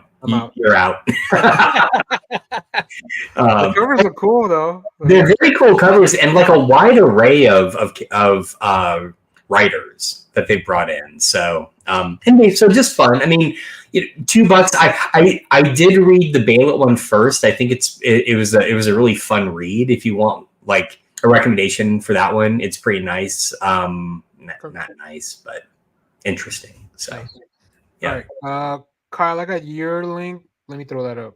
I think we talked about these before, but they just started trying to release the TMNT X Masters of the Universe combination line of toys. Oh wow. These are actually, they look pretty cool. That's cool. Turtles of Grayskull. Oh wow. Yeah. Some of these are I'm just like, I may have to pick these up. These are damn. Ooh, Slacker. And Mouse Jaw. That's cool. That's a great combination right there. Yeah, you can find that one pretty much any Target right now. Oh really? All right. Yeah. Well, if I see it, I'll grab it. Yeah. Yeah. Just like this is, I don't know why, but this is hitting more. I think this is more awesome than I thought it was going to be. Kyle's recommendation is just go spend money. Can I have some first? Always. Yeah. Mine's $2. I just want to say so. All right, Jeff, what do you got? First off, I went to the grocery store the other day and bought a 12-pack of Coke cans. This is cool. This is cool. Daredevil just randomly on my Coke can, like the box, nothing. It just looks like a regular old box of Coke. But then I opened it up and I was just like, oh, there's Daredevil right there. Did you happen to check the date on those? Are they from like 1999? No, they're coming out now. They're coming out in April. Is what the story I read was. Did y'all read the link that I dropped in there? Yeah. Oh no, not yet. I don't have time to read links, Clay. If it's not on the headline, I'm not going to read it. Well, I don't want to jump on Jeff's topic. Did you read it, Jeff? I did see there was other. It's supposed to be like there's a QR code or something at some point, or like an AR thing that's eventually going to happen. Yeah. So you get 2 Coke cans and you put them next to each other, and it's an AR game, and they will fight. Oh, Yeah. So it was some guy who worked at Coke told the whole story on Reddit once they started showing up like yours because they've come out early and they should have only come out next month. But yeah, and he confirmed there will be a Deadpool, but a Deadpool. Now we've seen Daredevil. I don't know who the other 12 are, or I think it's the other 11. Are they characters that only wear red? I hope so. Okay, so we've got Red motif. Scarlet Samurai, Nightcrawler, Witch. Colossus. I'm thinking all red. So So The other thing I was going do to talk some about. Coke. I mean, drink some Coke. Yeah, don't do Coke, drink it. if you whatever go you back got. far enough in time, it's both. It's an all-in-one kind of thing. Yeah, that's true. That's true. Yeah. Which, by the way, if we're gonna talk about the good old days, just a little cocaine in your Coca-Cola, like that stuff. Why is that so bad? It'll cure It's the ailment. pick me up we all need, right? Right. Let's talk about on the go. How did that not come back during COVID? Right. Just a little mixture in there. Because we were stuck inside. I don't know that you want to be on Coke stuck inside with your family. It's just a little Coke, though. Just I a would little love to bit. watch that live stream though. That'll be our first live episode when we're back in it all together. I was going to talk about Kate Beaton real quick. I love Kate got some Beaton. notoriety from Ducks a couple of years ago, but I started following her when I was reading these Hark a Vagrant. Hark a these Vagrant, web yeah. I She's don't so know if great. you guys have ever seen these. Yeah. They're historical little comics, but they are just the funniest things that I've read in a long time. Super smart. So Kate Beaton, if you guys ever want to check her out. But those Hark a Vagrants, they're online. You can see them for free. I think at harkavagrant.com or something like that. But When super funny. when I co-curated the first comic show, it was about zines, and we had Kate Beaton in it. And I can't remember if we showed. I can't remember if we showed the web comics or if she had some printed zines that she sent us. But it was great, like just having her be part of that. So Nice. I also have, she does like kids books. I have like a little Fat Pony plushie that she's. aw, that's awesome. Okay. I love it. Nice. All right. The last thing I'll mention is I've been really into these New York Times puzzles. So if you I'm with like ya. playing those, yeah, I know. For the man who hates words. I gave up on connections this morning. I my brain did not want to work.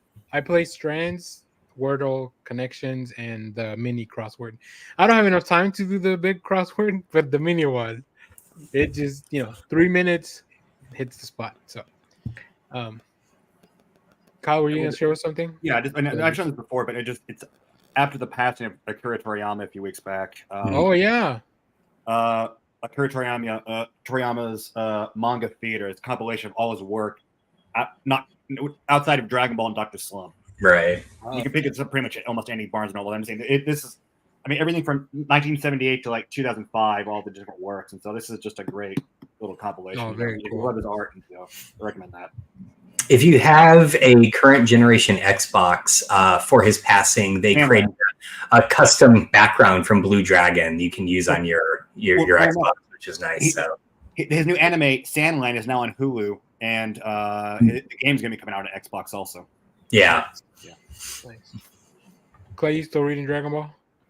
No, remember I switched to the Oh, that's to the right. You're watching. but all the stuff that's at my library is not. It was like there were 3 movies, and the first movie took place before Dragon Ball Z, and the third movie takes place like during. So Yeah, it's all over the place. So I was like, I can't follow most this. of the movies are in manga canon, anyways. Yeah. Well, see, because it said it took place, I thought it was episodes, Yeah. No. and so Shelby's just going to hunt them down. Here's for what you me, do: you go to Ross, and you can find the VHS tapes, like where the kid stuff is, it'll be random, and you have to go to a few Ross Dress for Less or cheap. I know it's Eventually weird. can- Ross and has become like a place to pick up like odd collectibles, like VHS and toys that have been sold. It's, Really? Yeah, That's for weird. super cheap. Yeah. I think Huh. I still haven't gone to the Ollies that they opened over here in Irving. I need to go to we Ollie's. should go check it out. You need to. You can find Yeah. some good deals there. I think Ollie's sells to Ross because they're so much cheaper. Ollie's never drop, like a lot of their Marvel figures go from like 20 to 10, but never go cheaper than that. Hmm. And then the stuff I see at Ross and Marshall's too, because my friend Sabrina got a glowing Mjolnir, like that was Wow. I think normally $120, and I think she paid $30. Damn, that's awesome. Nice. All right. Well, that's gonna bring us to the end of the show. With ending with capitalism as always. It will, But yeah, thanks to everybody that watched live. Terry, Canadian survivalist, and the person that wanted to sell us something. thank you, Mr. Teddy. So, but yeah, we have a review for my review for Godzilla Kong. Spoiler free is coming out later today, so stay tuned for that. We'll also have some Star Wars Unlimited games. If you have seen it, I've created lists of like to separate it into comics, entertainment, gaming. Try to make sure that people are whatever you're here for, we can get you covered. So, but yeah, as always, thank you guys. Thanks for 3 years on YouTube. It's been a lot of fun, and hopefully we'll have many, many more. So, Oh yeah. see you guys later. Take care. Awesome. Bye, everyone. Oh, wait, I want the balloon. I need the balloons. Yeah, there you go. Or confetti. Oh, hold on. Oh, is the balloons just one? Yeah, I think it's just one.